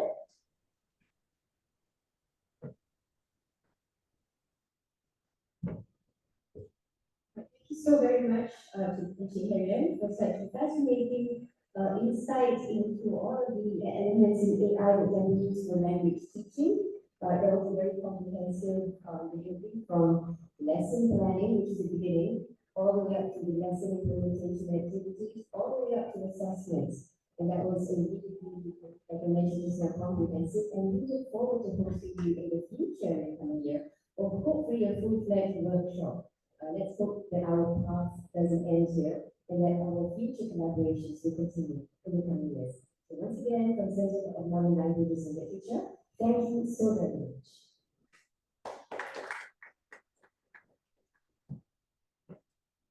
Thank you, Ijit Heron, and thank you, Dr. Nadia. So this certificate of appreciation will be sent to you via email. So, Ijit Heron. Okay, so let's move on to the third speaker. Now, ladies and gentlemen, this is where I'm going to briefly introduce our first speaker, who is none other than Dr. Ali Surai Azhar. I met him 3 years ago in the Bali conference in 2021 when we hosted the online conference. And now I see him physically here. So let me just briefly introduce him. Dr. Ali Azhar is a senior lecturer at the Department of Language and Literacy Education within the Faculty of Education, University of Malaya. He also obtained his PhD in Applied Linguistics from the Faculty of Languages and Linguistics, University of Malaya. In a career spanning 27 years, he has worked as an EFL or ESL senior lecturer, researcher, and curriculum developer in Iran, Turkey, Qatar, and also Malaysia. He has published quite a lot of research papers. Also, he presented on his topic of interest, namely academic discourse analysis, genre analysis, corpus linguistics, as well, educational technology, and so on. There are so many to name, yeah. So this is where I'm also going to mention that he is the editor of 3 books, including Reconceptions of Policies, Strategies and Challenges in Education 5.0, Innovations in Educational Robotics, and Smart Education and Sustainable Learning Environments in Smart Cities.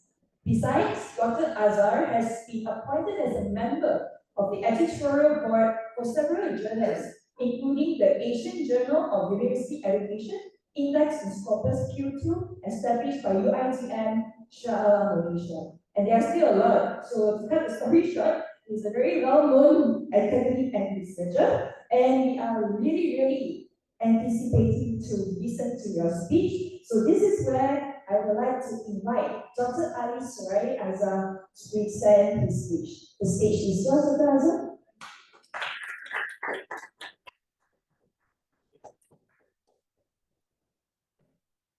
Thank you very much, Dr. Lee. As she mentioned, we got to know each other several years ago, but it was virtual, not in person.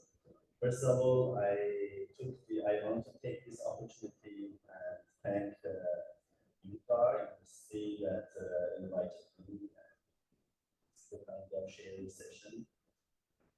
Our colleagues, our friends, our students, ladies and gentlemen, welcome to this sharing session. And I can see a lot of familiar faces here that okay. Wow. Okay, without further ado, I'd like to open the kind of, because this is a symposium and actually based on the shared topics and commonalities among 3 of us, because I am the last speaker actually. So I'd like to highlight some of the points and the important parts of Dr. Craig's speech today, because I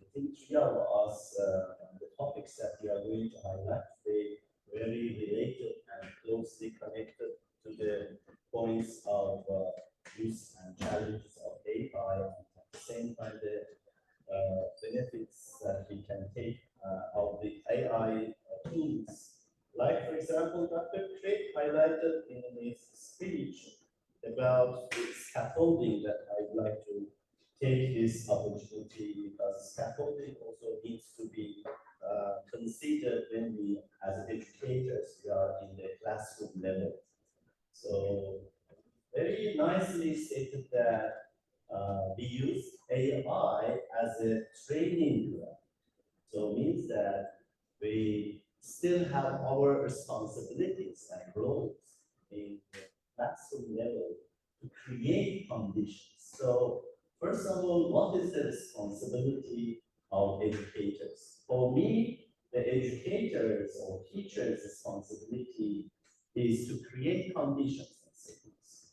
And this condition or settings is very useful for our learners. Why? Because I remember one of my professors during when I was doing my master, he always highlighted this idea that language, because I'm a language educator and an English teacher, and working in the University of Malaria this time. So when we go to their classroom level, especially for the bachelor or the graduate students, we as educator or English language teachers, we cannot teach language.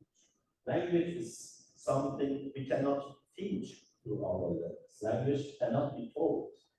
Okay, but I, as an educator in that condition, should create a setting and conditions that learning happens. Learning should happen. So the same point that being mentioned here, that we use it as a training ground and think about our roles as educators in the classroom setting. So setting of the classroom should be planned and should be decided by the teachers. Before coming here, I had a very short discussion with Dr. Craig that still with all these paradigm shifts that AI brings to our classroom levels and our universities, educational sectors, still we have at the level of teacher-centered settings. We are following.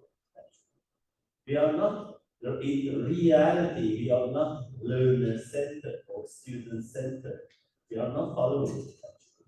Because if I want to follow learner or student-centered approach in my classrooms, everything should be based on my students' needs, interests, and their attitudes. Still, I have my curriculum that being dictated to us. Still, I have the lesson plans and syllabi that being dictated to the teachers at the several levels, at the several layers. So that is how I want to highlight the role of AI and the potential phenomena that we need to bring it in. So with this idea, actually, Coach Harry Potter, as you are calling him, I like the title, made my job a little bit easier because he went to the practical part. So I'd like to go to the theoretical part a little bit and look at the, first of all, the background and also the points that we have here. I'd like to focus and highlight the role of AI and metaverse. Metaverse refers to, as you know, to the convergence, or when we are merging the physical and virtual space together. And we want to computerize some of our lessons and some of our, for example, points that we want to mention. And this is a kind of immersive technologies coming to our classroom, like, for example, virtual reality. So as educational institutions here, we need to highlight this point that we need to bring this kind of environments to classroom, and this environment should play a very important role, should have an impact on our students' engagement and interactions. That is the main thing. If we go to, I'd like to highlight first challenges, what kind of challenges we have here.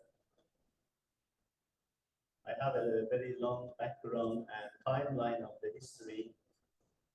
Okay, let's go to this. Okay, what are the issues and challenges that we have nowadays in our educational settings? First of all, still we have our traditional classrooms. We need to accept this. As I told you, the dictation of the curriculum and syllabus and lesson plans, we cannot ignore, right? I remember 6 years or 7 years ago when I was working with one of the private universities in Malaysia, they asked me to go observe our practical or internship students. I went to several schools in Malaysia in order to observe our supervisors.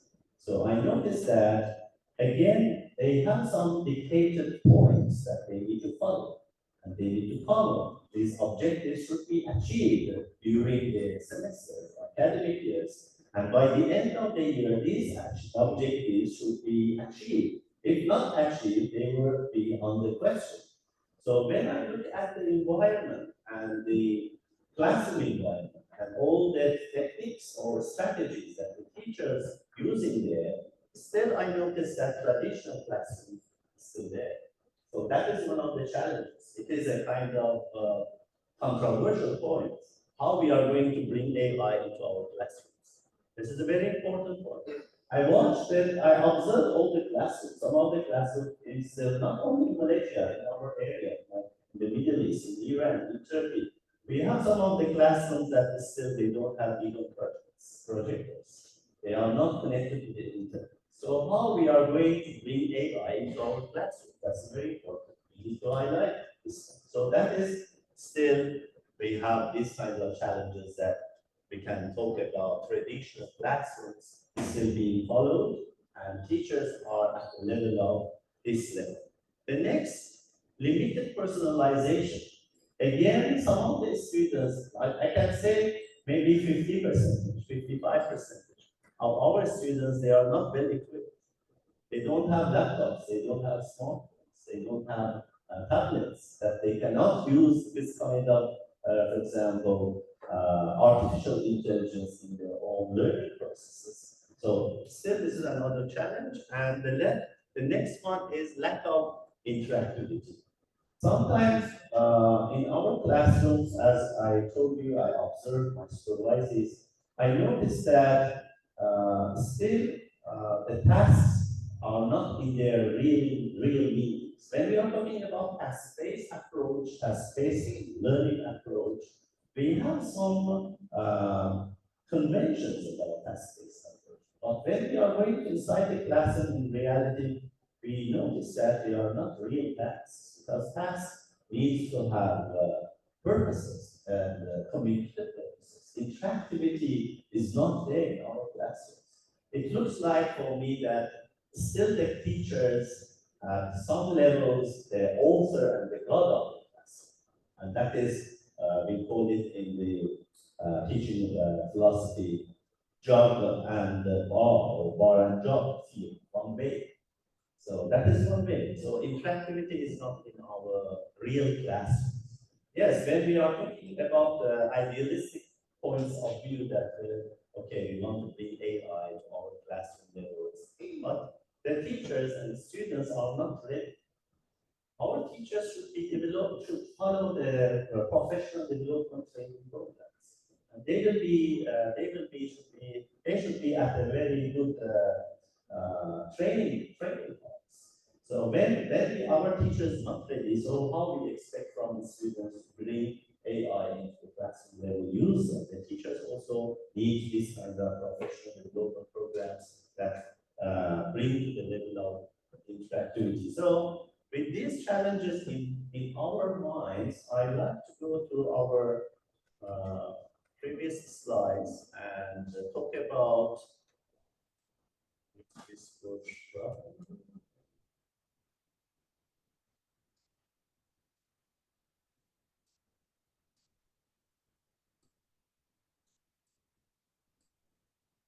Skip some of my slides.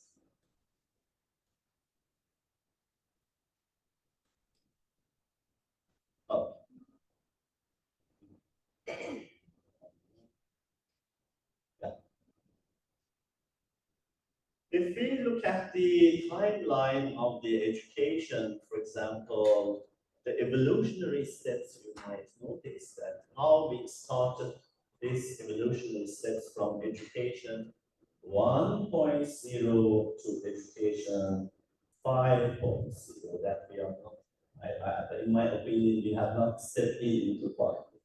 We are still in 4.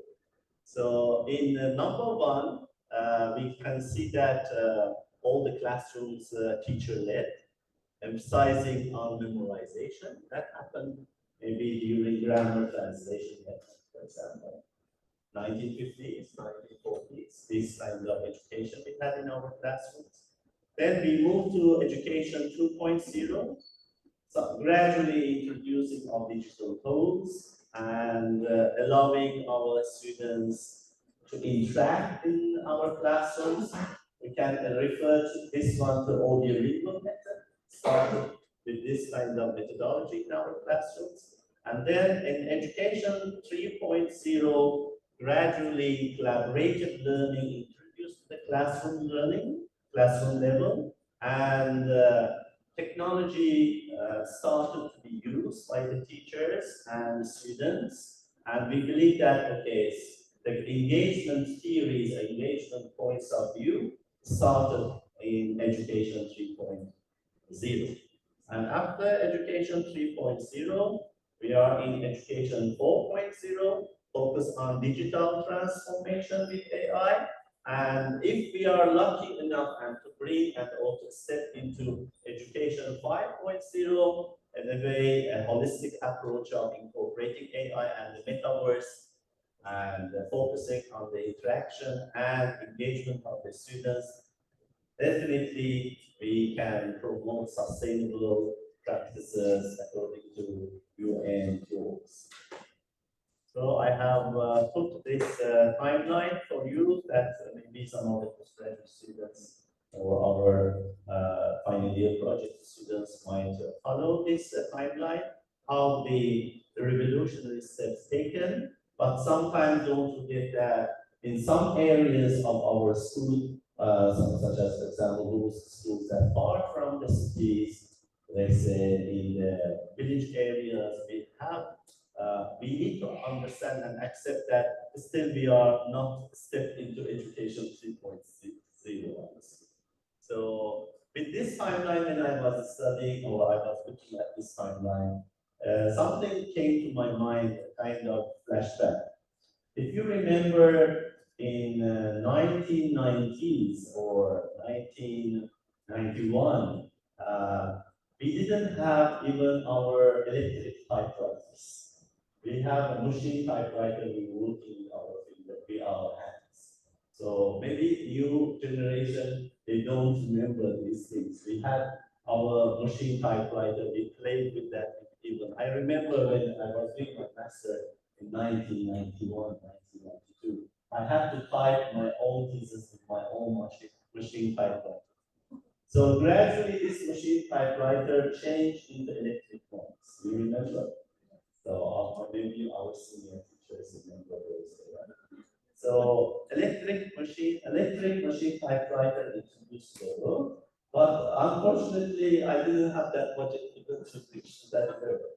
So after that, I remember the machine typewriter, electric machine typewriter, changed gradually a little bit computerized, and then they had this kind of small, very small size memory that they could use the memories because we could, for example, type one phrase, sometimes the typewriter started to continue automatically some of the rest phrases.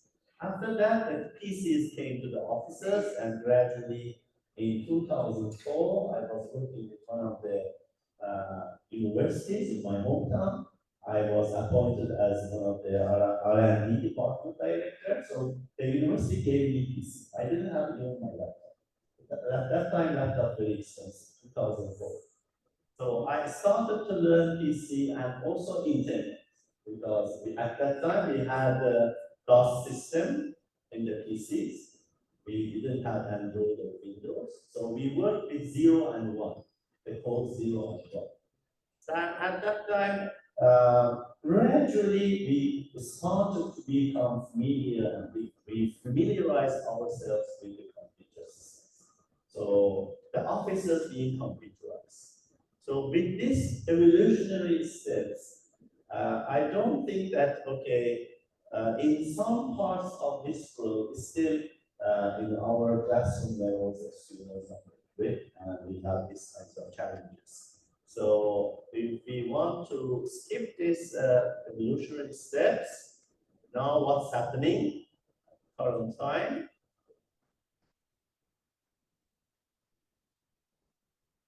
And the challenges in our mind.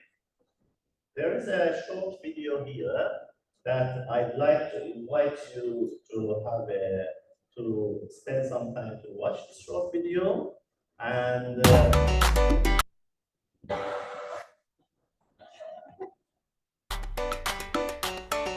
Alors aujourd'hui, les filles, on va faire encore une fois.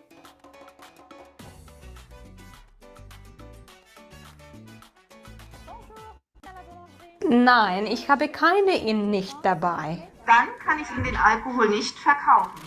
What?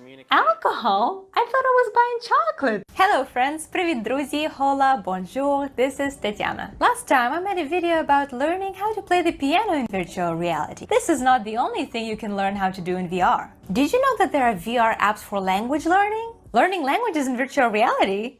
Where do I sign up? First of all, there aren't many language learning apps for virtual reality. The most popular ones are House of Languages, that allows you to practice vocabulary with cute little animals. And there is more.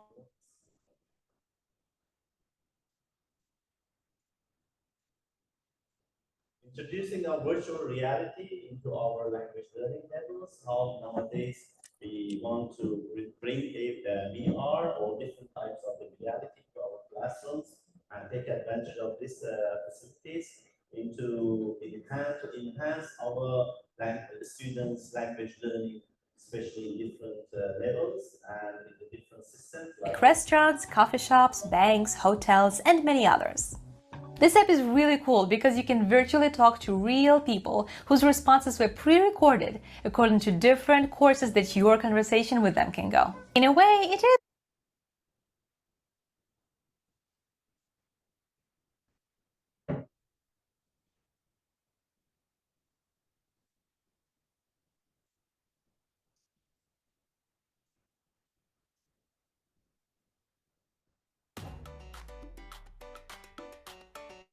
Alors aujourd'hui, les filles, on va faire MS Me, encore une fois.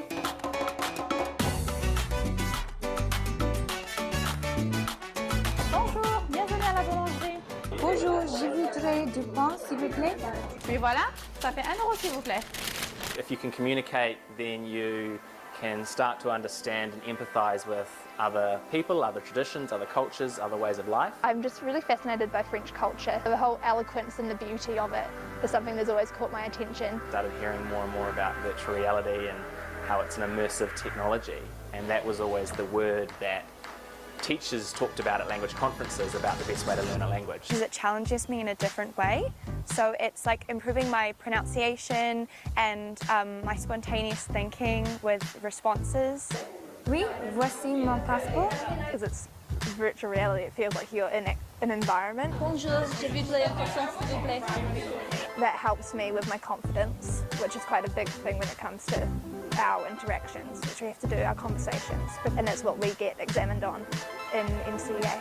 Qu'est-ce que tu as fait le week-end dernier avec ta famille? Le week-end dernier, je suis allée à la plage avec ma famille. Because there's so many different nationalities that live here, you know, being able to interact with them, even just saying hello, how are you, would make a huge difference to that person if you're able to say that in their language.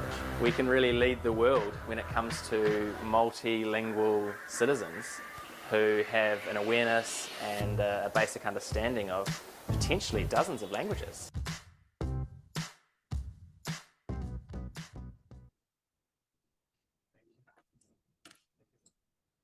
So as you may notice and watch this short video, in this short video, they tried to show us how the reliance on the reality going to be reduced and virtual reality going to be replaced in our classrooms, especially for language learners.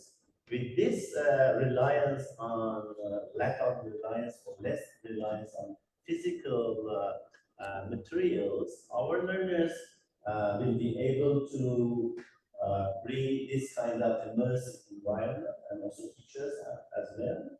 And we have professional learning paths, as Coach Harry Potter also highlighted this point. And also, as you notice, some of the learners started to point out that, okay, we want to become more familiar with their different cultures. So we can say that intercultural learning or kind of co-constructive knowledge going to happen in our classrooms among the learners, among our students. So this is a kind of facility. Maybe you might ask, when there is reality, why we need these kinds of realities? The question is a very controversial question, but the point is that in some classroom levels, as I highlighted, the challenges that in our schools happening now even still exist. This is kind of an issue, real problem. We cannot provide, and our students don't have access to reality. We cannot take them, for example, immediately to France. We cannot take them immediately at once to under the sea, under the oceans. So through this virtual reality, we can provide this kind of virtual reality to our students that they can be familiarized and they can see it. For example, different language systems, and they can improve actually. So this kind of environment is possible nowadays for our language teachers. How this kind of virtual reality is going to give us benefits, and we definitely need to learn this. I didn't touch anything. I'd like to go to the theories that can be behind our research proposals sometimes, or research projects. Some of the theoretical frameworks or theoretical backgrounds. We have constructivism theory, that, as you know, in constructivism theory, the learners construct knowledge based on their interactions and being involved with the society.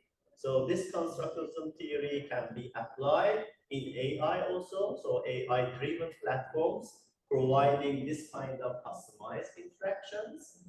And the different platforms we can bring to our classroom level. Last time I had 3 weeks ago, I practiced this common space with some of my postgraduate students. They are here from different countries. So I shared the link of common space, and they liked it because they saw that they are in a very virtual cafe. They started to talk to each other, talk to the learners, and then you can share some of the points to these students. They can even provide their own notes. They can share with each other. So these kinds of platforms available for our learners. So this kind of platforms can be started in the classroom for our language learners through the teachers side. So role playing in a virtual cafe sometimes is very interesting for our learners. They want to practice, and sometimes our international students in another country, they are really following introverted kind of psychological point. They don't like to talk. They don't like to interact with the teacher. So these kinds of patterns or platforms good enough for our introverted students to have some interactions with each other and with the teacher. The next maybe theory that we can highlight here, as I mentioned, task-based language teaching. In the task-based language teaching, definitely we have a series of tasks that they have messages and they have objectives to achieve. So what AI can do in the task-based, definitely our two plenary speakers, Dr. Craig and Coach Harry also mentioned, we can bring some authentic tasks to our students, and this authentic task can be produced and created by generative AI. And here's again use of virtual reality and the scenarios that bring to our classroom level is a good idea. So learners can use the target language to interact with each other, and this is a kind of increasing our students' level of understanding and co-constructed knowledge. The next theory that we can refer to in our generative AI or usage of the AI in the classroom level is social learning theory. Learning occurs through social interactions. When the learners come into the real life settings, definitely they have social interactions and their knowledge can be accumulated and can be we can consider kind of full constructive knowledge. So example that I found for this AI application can be gathered down, that it enables our students again to participate in group discussions, and also they use their second language or foreign language. Definitely, this is a kind of simulation of the real life settings. Personalized learning framework is another theory that we can bring this one to our AI theories or AI researchers. Then one of the examples is Lingoda utilizes AI to adjust lesson content. As you notice, Coach Harry here started to give some appropriate prompts to our generative AI, how to create lesson plans for the teachers and how to classify our tasks and exercises.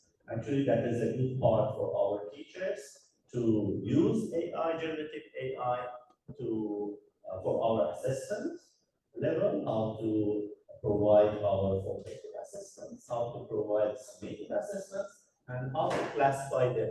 So definitely it improves our teachers' proficiency and learners' proficiency, because sometimes the different aspects of assessment for our teachers are not there. So I think the last theory that I want to mention based on our frameworks is the blended learning framework. You notice that during COVID-19, suddenly everyone shut and all the educational sectors shut it down. So our teachers, even us at the university level, we were not ready and we didn't know what to do. Gradually, blended approach and blended learning classrooms being provided. The teachers and lecturers were trained.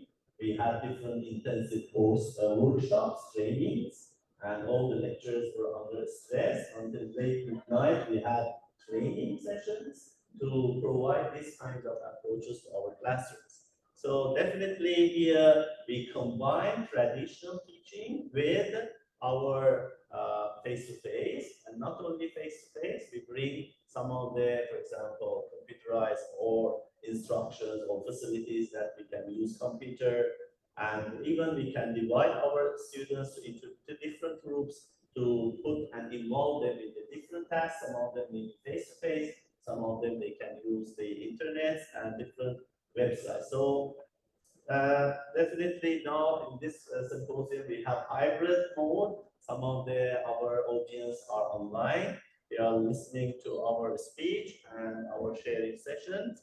So students also in the hybrid mode, sometimes if we can provide them, they can use virtual reality. This is a good practice. When they are at home, when they are, for example, in the classroom, they can use it with their own peers and with their students.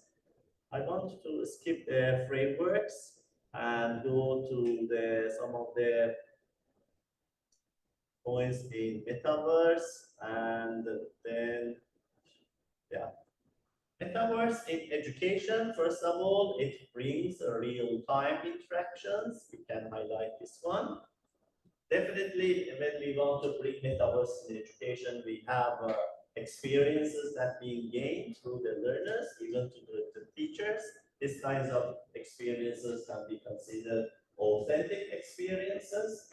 And the last one is personalized smart learning environments. This metaverse can bring this kind of environments to the classroom level.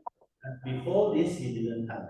So definitely, we can use this metaverse in education, and they bring us opportunities, involve our students with different levels of conversation, encourage our students to improve their communicative competence, and also definitely teachers can provide some requirements and also tasks to the students based on our students' needs. Can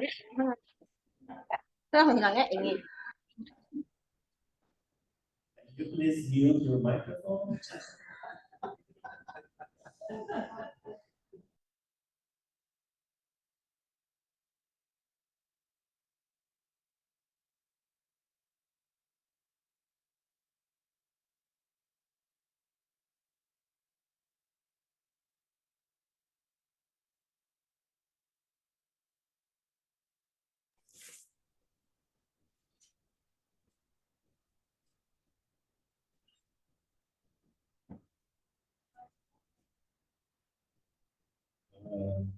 The next slide.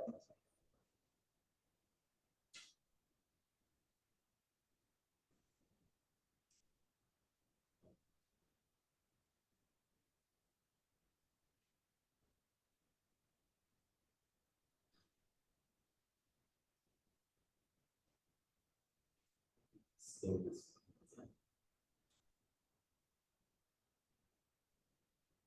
Okay.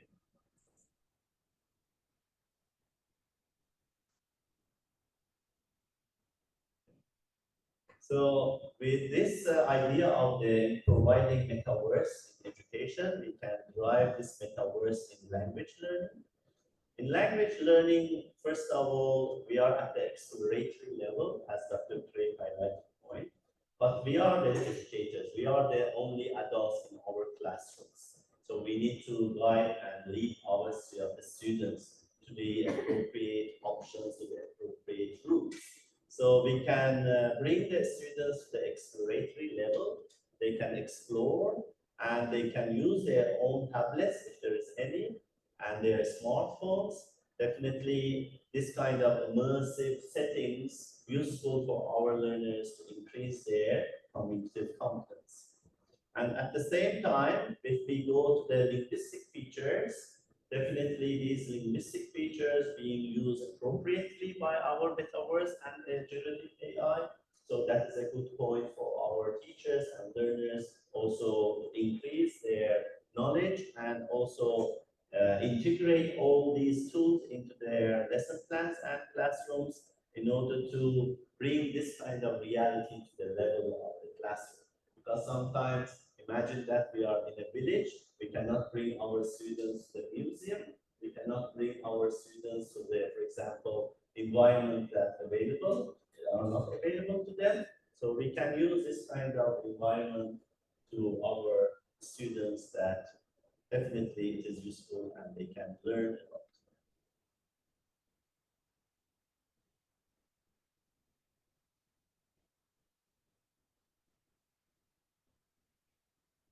I'd like to go to the pros and cons of the AI in our classroom level, especially in language education.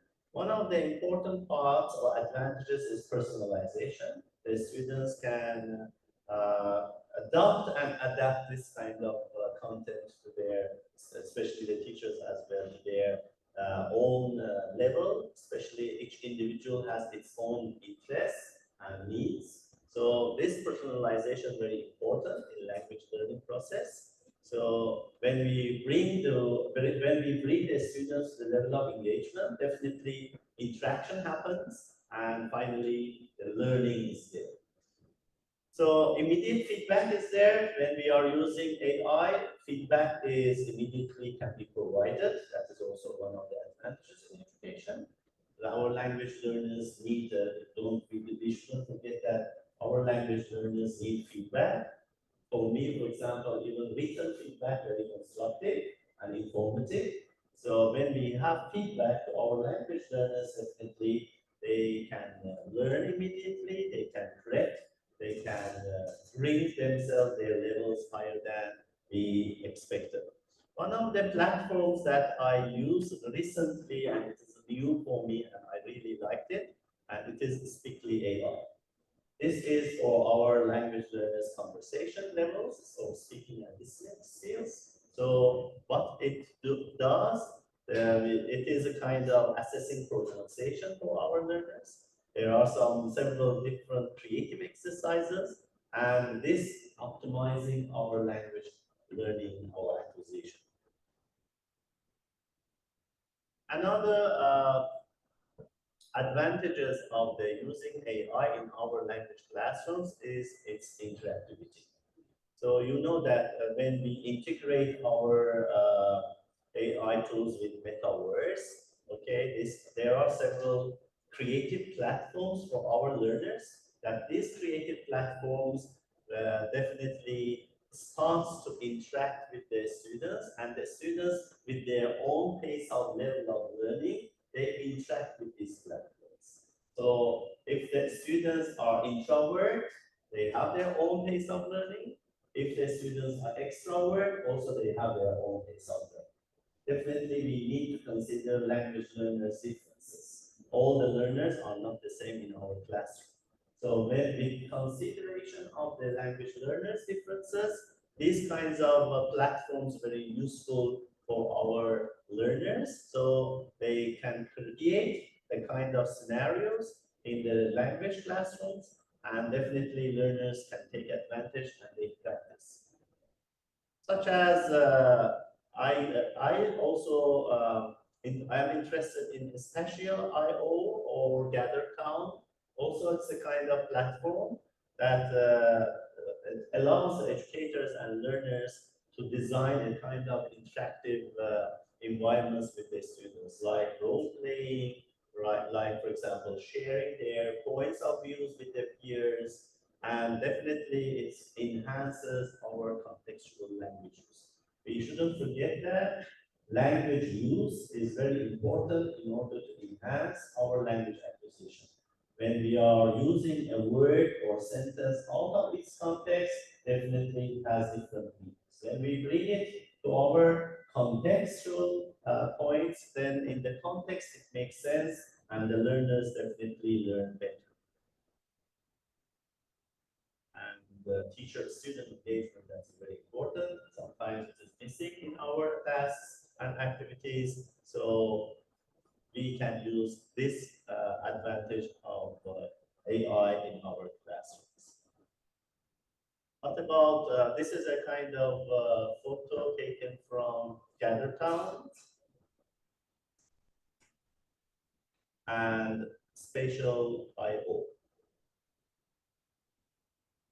We have scenarios, different scenarios the teachers can choose, and then learners take part, register, they can come in, and we can talk to each other, interact, and they can interact with each other. They can share their videos, they can share their lessons to each other, what they have done, and even sometimes scenarios can be very interactive and also creative. The challenges, I'd like here also to refer to the challenges that the Craig started to mention.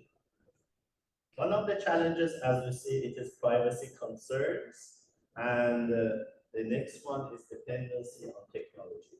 We shouldn't forget our roles and responsibilities in the classrooms. Okay, that's what I highlighted in the beginning of my speech. This is my responsibility to create the condition and settings in the classroom so that the learning can happen.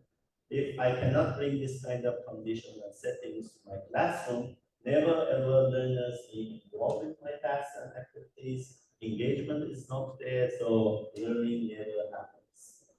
So Dr. Kate also mentioned to this point that AI is not sole solutions. We need to maintain our learners' critical analysis. So if we cannot maintain our critical analysis, definitely AI cannot bring me this kind of analysis. Cannot open my skull and put this critical analysis into my learner's mind.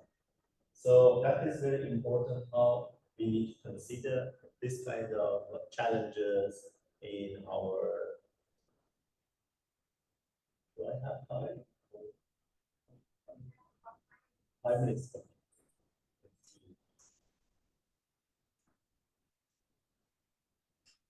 Some of the suggestions that I have considered for AI use. Okay, Harry started his speech with this sentence. I like it. Compulsory to be educated in AI. So I think that is correct. We as language educators or teachers, we need to update and upgrade ourselves.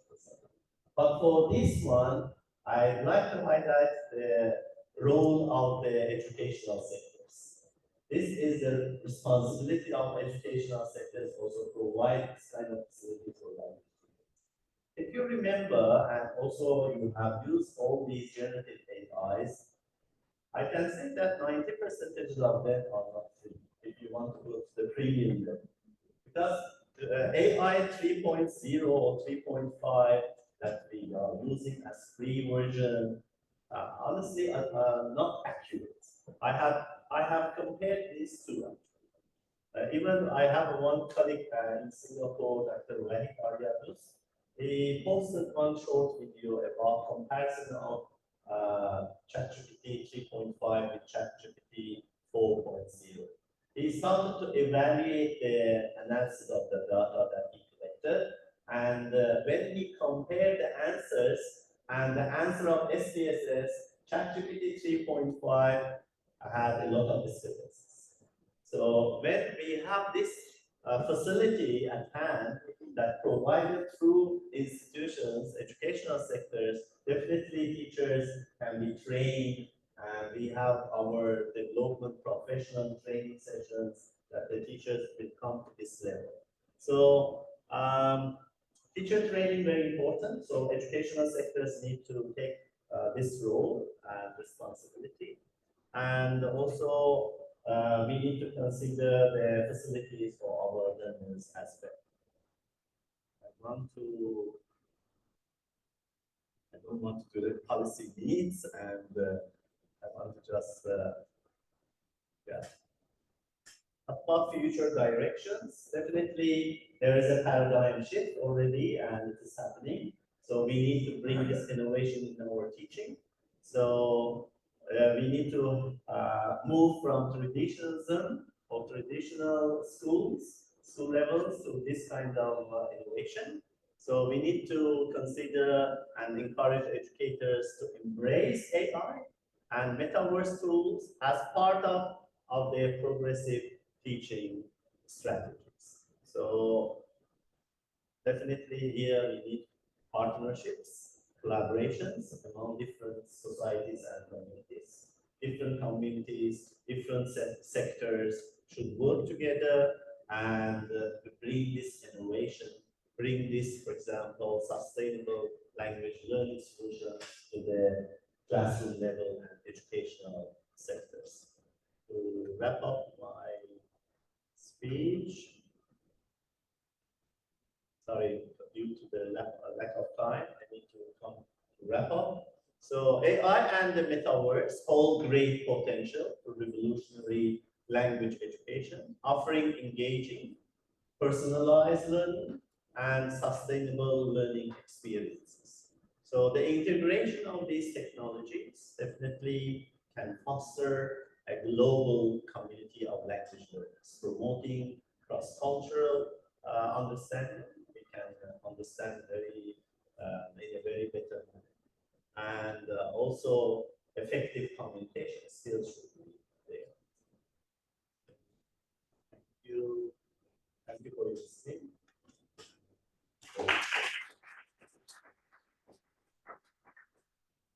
This is my that we mentioned, and my email if you want to contact. It's welcome and open to contribute and collaborate.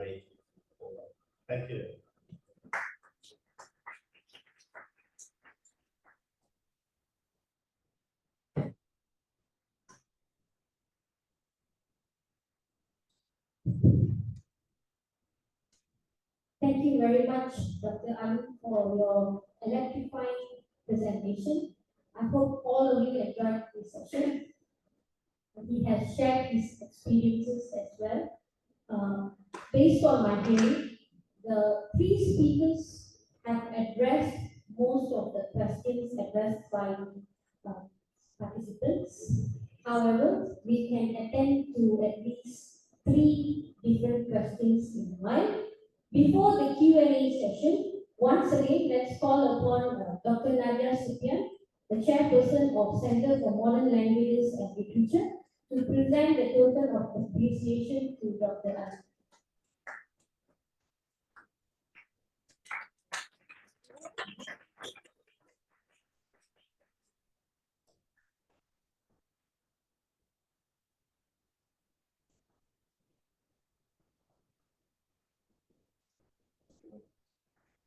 Thank you very much, Dr. Nadia and Dr. Ali. Ladies and gentlemen, we are now going to begin answering the questions submitted during the presentations earlier. There are a few selected questions from the chat box.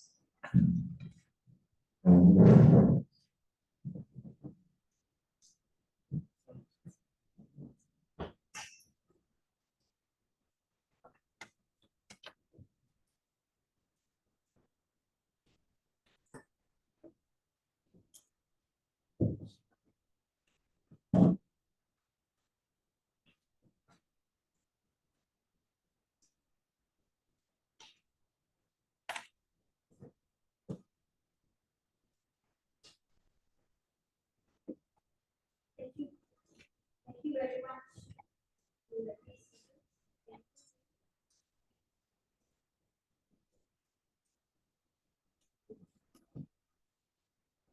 There's one question from Fatima Pasai.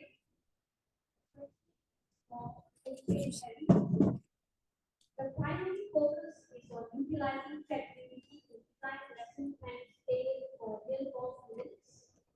Would you advise incorporating AI tools such as ChatGPT directly into classroom activities for real-world students? Or would it be more appropriate for educators to use these tools primarily in lesson preparation? Richard Harry has replied in the chat box. Maybe would you like to summarize your answer for this question, Richard Harry? Yeah, sure. Can you hear me? Hold on. Speaker's a bit wrong here. Okay, okay, okay. You can proceed, Encik Harry. Okay, all right. So responding to the questions, I would say that actually both approaches have benefits. Actually, you can do both ways, depending on the goal. Integrating AI tools like ChatGPT into classroom activities can actually help students build essential ICT skills. It's like it's going to be one of the activities in a classroom. So for our education syllabus, there is something we call TMK. Yeah, TMK. If I were to translate it to, it is actually in Malay, which is called Teknologi Maklumat, which is it is highly encouraged that every teacher integrates some kind of ICT application into the lesson so that students will get themselves very well versed with the technology, so that they better prepare themselves for the future. So, but this depends on the current situation of the classroom or the school, because the students' access to technology devices. And then even if this were to happen, this requires substantial supervision from the teacher, especially for the content that the ChatGPT is going to give, or any generative AI apps are going to give, because definitely AI apps can hallucinate. It can give you twisted facts because it is just playing with algorithm of facts and database.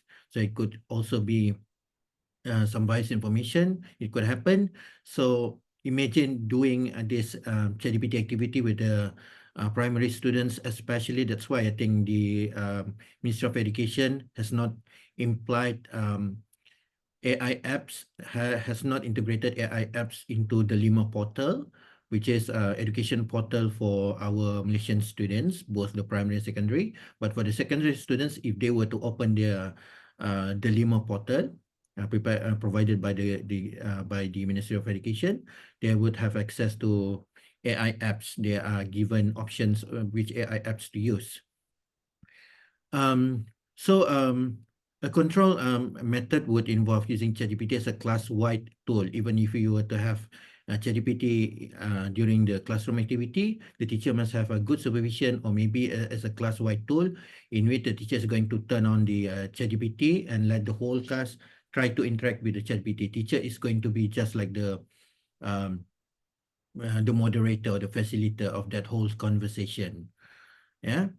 And alternatively, using ChatGPT primarily for lesson preparation might be the best way of having that ChatGPT done for language learning, because it allows educators to focus more on developing high-quality customized lesson plans, targeted activities, and effective assessments. I think there is a bit confusion among viewers when I was presenting today, whether some of them might expect like, oh, how can AI be used in the classroom? Because my title was practical approaches to using AI in classroom practice. By having the AI by having the assessment that is tailored by AI, I think that should be the part of the language learning session as well, because it was not totally done by teachers. And imagine in situation where, as you are giving assessment to the students, some students have difficulty in answering the question. So you might open your ChatGPT and start snapping photos of students' responses, and then from there you are asking ChatGPT to assist you on how are you to overcome the students' difficulty. So the ChatGPT might give you a suggestion like, okay, tone down the question, you can rephrase the question, and then you start responding to the students right within that 60-minute period of lesson. Is that answering the question?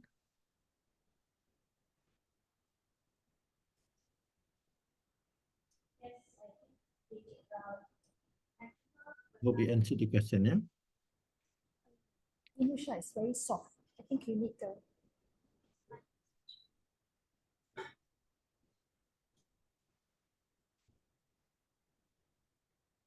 Thank you very much, Encik Harry. Yes, I address Ms. Nadina Bakayu's question.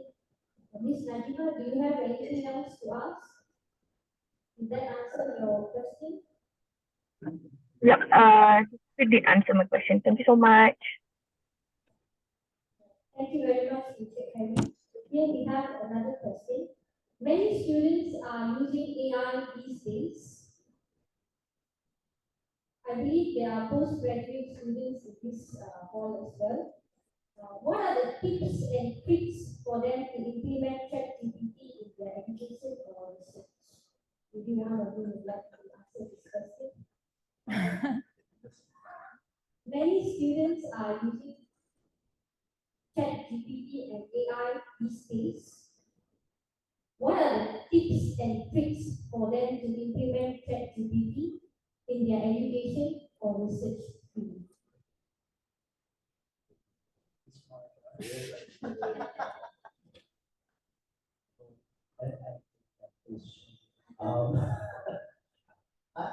I'm not sure I'm going to answer your question the way you asked it, so I apologize in advance. Let's go on a slight different trajectory. I think we all have to be open-minded that whether it be ChatGPT or any other AI-based platform or facility is going to be used. The biggest challenge is not how do I as a student embrace it. The biggest challenge is how do I get my colleagues, my lecturers, my professors to accept my use of it and to help me through using it wisely. I think with everything, we have to explore. We need to see how it works. Does it work for us? We have different learning styles. You know, some of us are visual, some of us are auditory. Is ChatGPT or any other AI actually giving it to me in a way that is functional for how I am able to work, how I function? So we have to think about that. The only advice I want to give is ChatGPT is not 100%. That's not to say textbooks are either, but with it not being 100%, we must still be critical of what information we are receiving, and we have to be able to decide whether that be through common sense, whether that be through additional reading, triangulation. It's our responsibility to decide how I'm going to embrace the information that I get. Yeah. Okay, another point here, I may add 1 or 2 points. This actually issue happened to us at the university when we received our students' reports. And then we put the reports in eternity and noticed that, for example, machine writing increased about 50 or 60, even sometimes about 75%. When this percentage comes to me in the reports, in the thesis, or even in the project reports, it tells me that this student didn't think anything from the website, from this website. All the questions just posed or raised in ChatGPT has to create for me a kind of. That is a need. So what we should do here as a lecturer, first of all, we need to think wisely about the way we evaluate our students, that is assessments. Under assessment, usually that we share 1 or 2 parts of these policies of my own language. First of all, I don't like my students all the time stick to it, because I know that ChatGPT is machine learning. So what I do, I put, for example, 45 or 40% of my assessment or evaluation of students, especially postgraduate students, on their presentation. I want to know that to what extent they have gained this knowledge, and also what they have in their own ideas. I don't mean that to put them down or let them down, or scold them, or give them negative or minus points. What I mean by this, I want to encourage them to have this kind of brave heart, come to the forward and explain what he wants to do, what all he has done. So this kind of presentation evaluation at least a little bit reduce this tricky point of using AI by our students. Next, when the use alternative and the use of AI is there and using alternative and showing this percentage, this section of the report being used, for example, by machine, not humans writing, I ask my students this kind. I show their result to my students. This is a kind of awareness, raising awareness strategy. When I am following awareness raising strategy, the student notices that he or she has made a mistake or gone to the wrong road. So when I am showing better and explaining, giving this kind of tips to my students, better to have this creativity, this idea first in your own mind. You can use AI, but in a very critical manner. Have a kind of paragraph or kind of idea from your own side, and then maybe you can write a paragraph and ask ChatGPT, okay, give me a very good and a very informative topic for this title for this paragraph. This is the correct, I think, way of using AI, embracing AI. Well, I like this terminology, embracing AI. Why? Because in this manner, the students also learn something from AI. So I think that is how we can, the lecturers and teachers, educators, can show their learners the track to take and drag them on the right track. Level of difficulty of tasks also another point that I need to mention here. We can, based on our students, as I told you, learners' differences, we can think about our learners' level of difficulty of the tasks. Which learner can be aligned and in line with this, with what tasks? So level of difficulty also can be manipulated by educators and teachers and give them different tasks and exercises to handle this. If I can just add one point, I actually really like and appreciate what you said about trying to get at postgraduate level, maybe 40% to do presentation. So I've always emphasized the fact that in research, and I'm only talking about research here, but I think it does apply to what happens in the classroom as well. There are two things that I feel are very important with research. One is methodology, how we conduct it, and how we analyze our data. But that's absolutely useless if we are not able to communicate our research to others. And plugging research data into ChatGPT and handing over an essay is not communication. It's the very basics.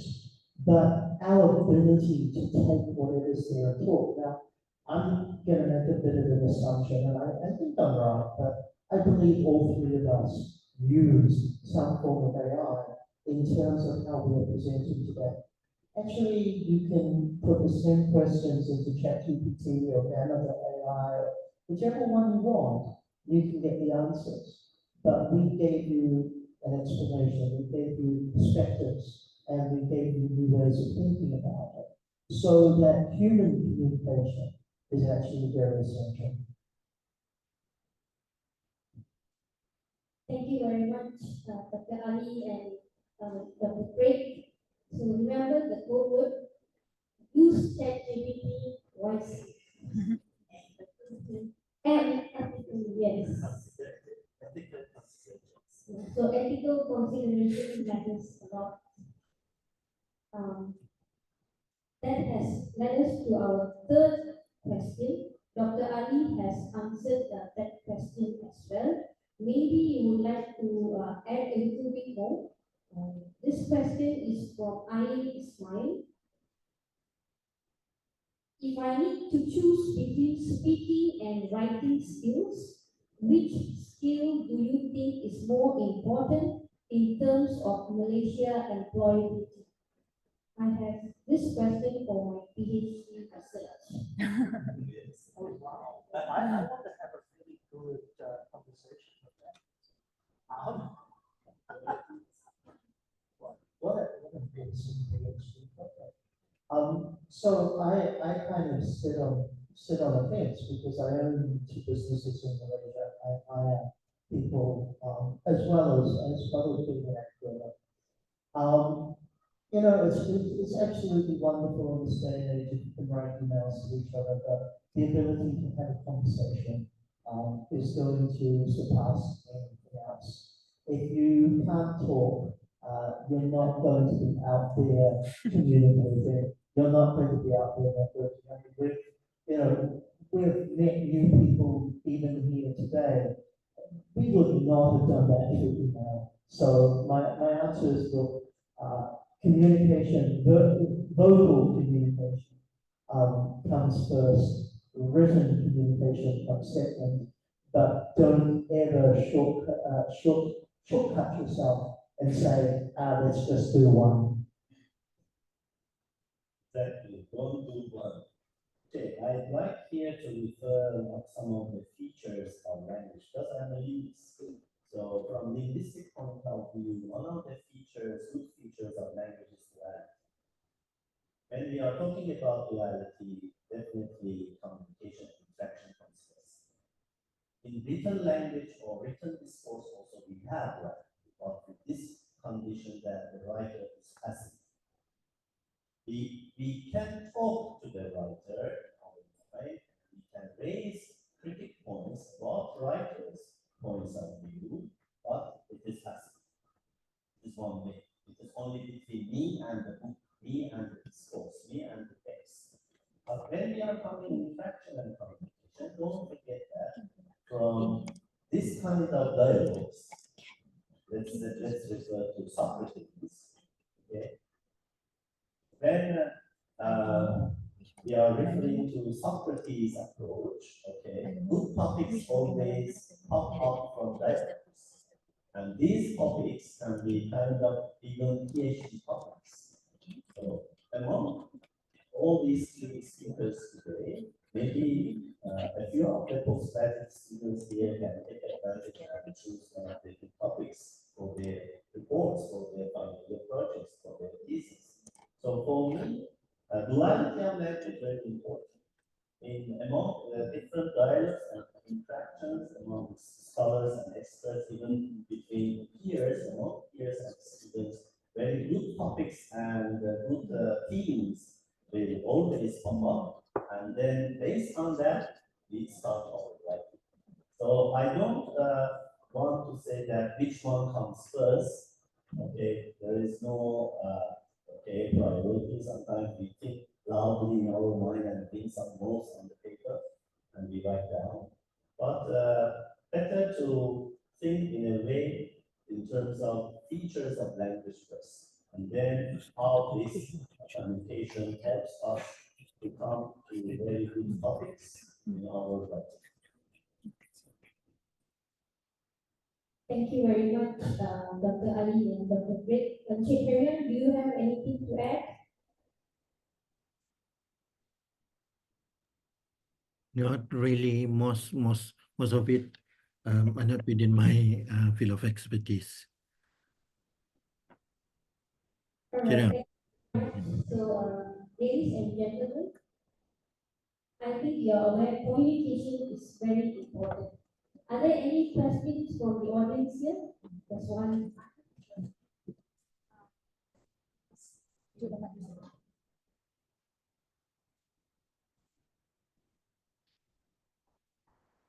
My name is Kiran. I have questions and part of the team. My question is actually it's a short question, but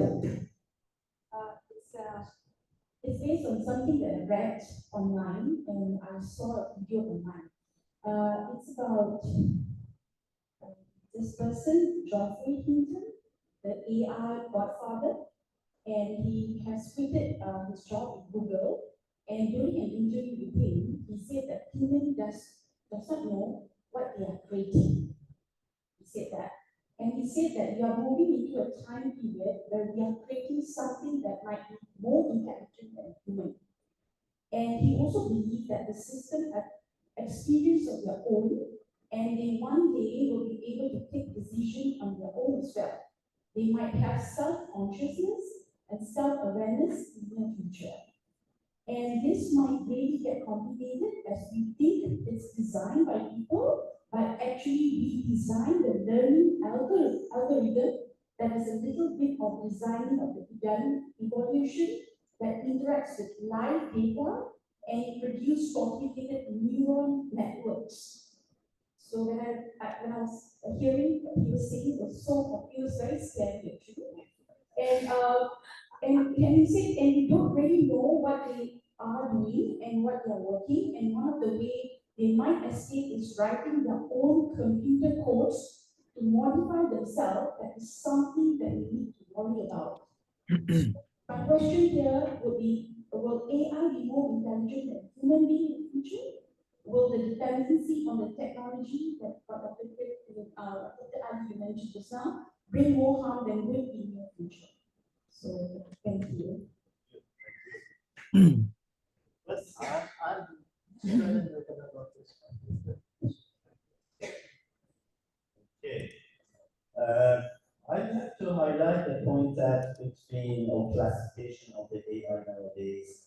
Actually, I was reading an article and because all of us knew in AI, right? So every day maybe we put some ethical consideration debate now that ethical consideration doesn't come.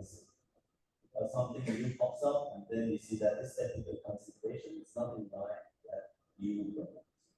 So we need to update and upgrade our honest with you, until now, none of the educational sector or universities, I think in Malaysia, other universities all around the world, they haven't come up with one book guidelines of ethics. And we are asking from the, for example, universities, where are the ethical considerations for use or usage of AI? We don't have any answer. So still, our ethics committees in each university, they are deciding about the usage of AI. How much percentage my students at PhD level they should use AI? No fixed guidelines, because tomorrow they have you. So with this point in our, we need to consider this. I think we are still at the weak AI level. Strong AI level is there, but not available. I'd like to put it this way. Maybe behind the curtains, we have strong AI, but it's not being introduced to the people yet. So still we are at the level of, I think, between AI and generative AI. What's the difference? AI mimics humans' habits.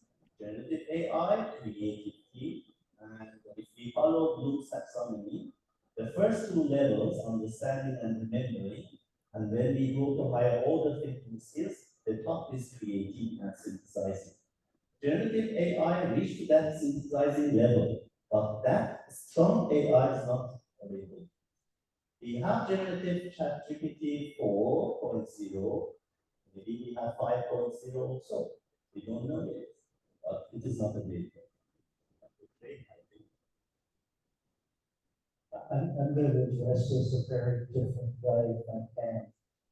It is actually interesting because we had this conversation before we started here today, and you know exactly the points that we just made was something we were talking about. I'm going to address it this way. There's a fantastic meme on social media. Imagine if Earth is just some C-grade alien science kids project that didn't quite pass. It's there. A few years ago, Elon Musk, like him or hate him, doesn't matter, but he went on record and says, there's a strong possibility we all are AI. That's also food for thought. Ultimately, the trajectory of human growth over time, development, we've gone from caveman times, millions of years, and in the last 150 years, we've shot up. We don't know what the future will bring. So it's very possible AI will overtake us, very possible we are AI. You know, it's just exactly, you could be absolutely right with it. We're just on this really cool roller coaster that we have no real understanding of. We'll get it one day, or we won't. I think Harry has as well. Harry? Yeah. Can you hear my voice? Yes. It's true. I think I've heard that statement a while back. I think it's on from TikTok, I think. It's true. It is possible that it can become more intelligent than human beings. I think if we go back to the definition of generative AI itself, you know, it can create text, images, and pertaining to the actual situation for teachers, like it can devise it can devise a lesson plan that you might have might never even think about. I mean, like macam there are so many things. Yes, there are so many things that you have never thought of that AI can do, like even for assessment, the variations of your assessment. So what else can it do? So many things. Even probably to code more sophisticated apps, even more sophisticated ideas on how to modify the genetic elements of human body. So it is possible. That's why I think most of the governments, especially the Europe, and they are still struggling to come up with a proper regulation to the AI practice and application in different industries. So we need proper regulation to that. I think most countries are still struggling definitely can become more intelligent and more dangerous. I think our concern is when it becomes more dangerous, or maybe it's going to replace a lot of more important jobs. But I think as the user of AI, I think we need to bear in mind that there are still many things that AI can never replace, or being intelligence in some fields, especially in having good communities, relationships, because those need human presence. But when it comes to ideas and doing physical things, obviously AI can surpass human beyond that. And also, if we were to look at professors themselves, they can innovate so many things. They have so many ideas on to do things, provided that they have enough knowledge, they have enough expertise. But we are human beings. We are bound by our limitations of how much can we absorb, comparing to AI that can do so much information. They have a lot of database. They have so many engines to work on the information. And then they don't have the physical limitation to what they can acquire. Of course, it can surpass human beings when it comes to intelligence. So I think we just need to be really careful. We need to properly choose which AI that restricts the extent to what is being used. I think if we go to ChatGPT and we are asking it to code some kind of apps to probably to scam people, it definitely will halt that and will stop that, because they have some kind of like privacy concerns, and also limits what kind of things that is going to generate. Okay, so it has the terms and conditions. So as a teacher, we need to start teaching our students about this ethics. Teachers themselves should know the ethics of using AI in education. That's all. Thank you very much to all the three speakers. Very interesting answers. Very interesting answers. There are still questions coming in. Unfortunately, it's about time for us to end the session. Maybe you can address your questions to the speakers via email as well. And to those who are here, you can meet Dr. Craig and Dr. Ali after this during the networking session. Before we end our session, just a reminder, please remember AI is only a tool. It can be more intelligent, but remember AI is only a tool. For timing, maybe in future, yeah. In future, it may overtake us. So thank you for your support, everyone. Once again, thank you for attending today's symposium on shaping the future of language education and research through artificial intelligence. On behalf of the committee members and our speakers, we hope to see you again in future for other events. Have a pleasant weekend, everyone. Before we really go, this is the time where we want to let all of you sign out. Okay, so please sign out pertaining to the QR code shown to all of you. And this is important for us for attendance report and documentation purposes. All right, you do the necessary. I'm going to stop sharing it. Is it shared? Karen, you might want to reshare. Or we want?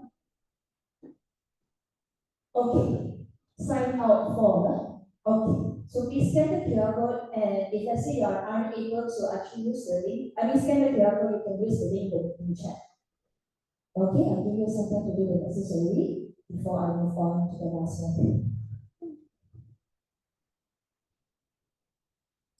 Okay, so ladies and gentlemen, dear participants, we would like to hear the feedback pertaining to our symposium. So this is a time for you to scan the QR code, and also if let's say you are unable to do the necessary, please use the link in the meeting chat to provide us with the feedback pertaining to the symposium. We would like to hear your feedback and your comments.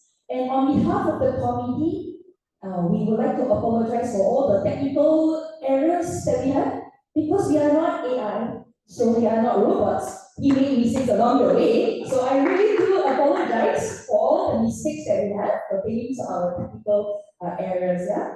Okay, so as you do the necessary of sending the feedback form to give us your feedback, this is also a last thing to mention. The e-certificate will be sent to you to your email for those of you who attend 80% of the symposium. If you attend less than that, there is no e-certificate being given to you.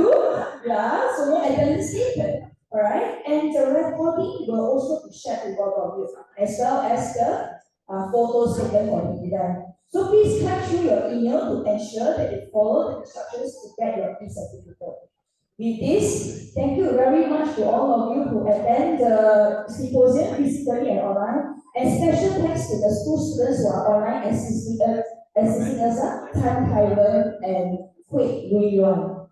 Alright, so ladies and gentlemen, this is where, for those of you who are here physically, you may adjourn outside for your refreshment. For those of you who are online, hopefully we are able to see you in another event organized by Center of Modern Languages and Communication. Thank you so much, and thank you very much to Dr. Craig, Dr. Ali, and Inchi Karen who is online. Thank you very much. See you soon, and goodbye.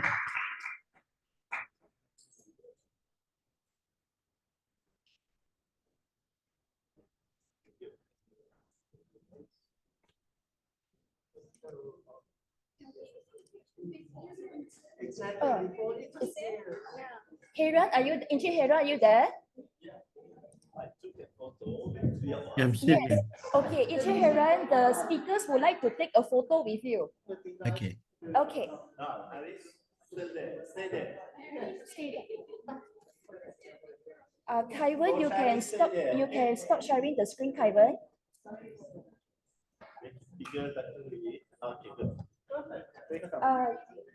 Hold on. You want to take a photo? Yeah.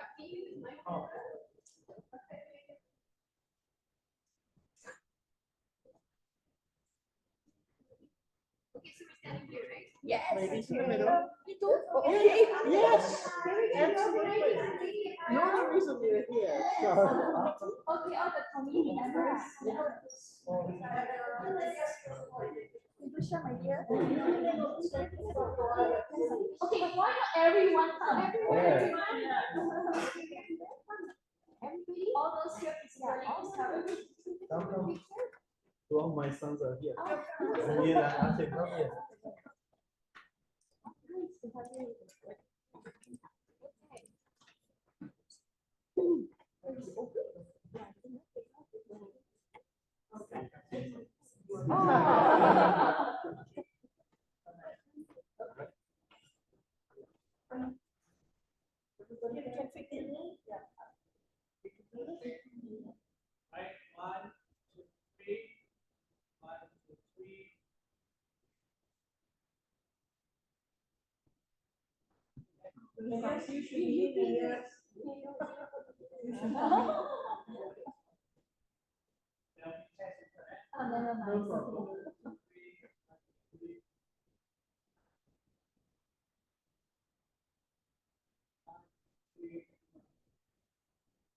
Yes, why don't you?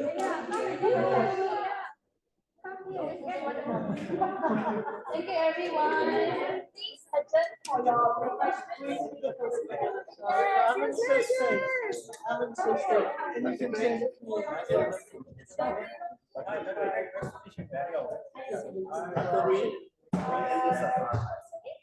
Daniel. My elder son.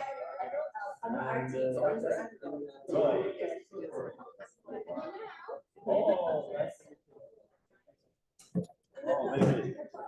Thank you, Harian. Thank you so much. Thank you. All right, bye-bye. I think the end of your presentation batch days out. Yeah, I was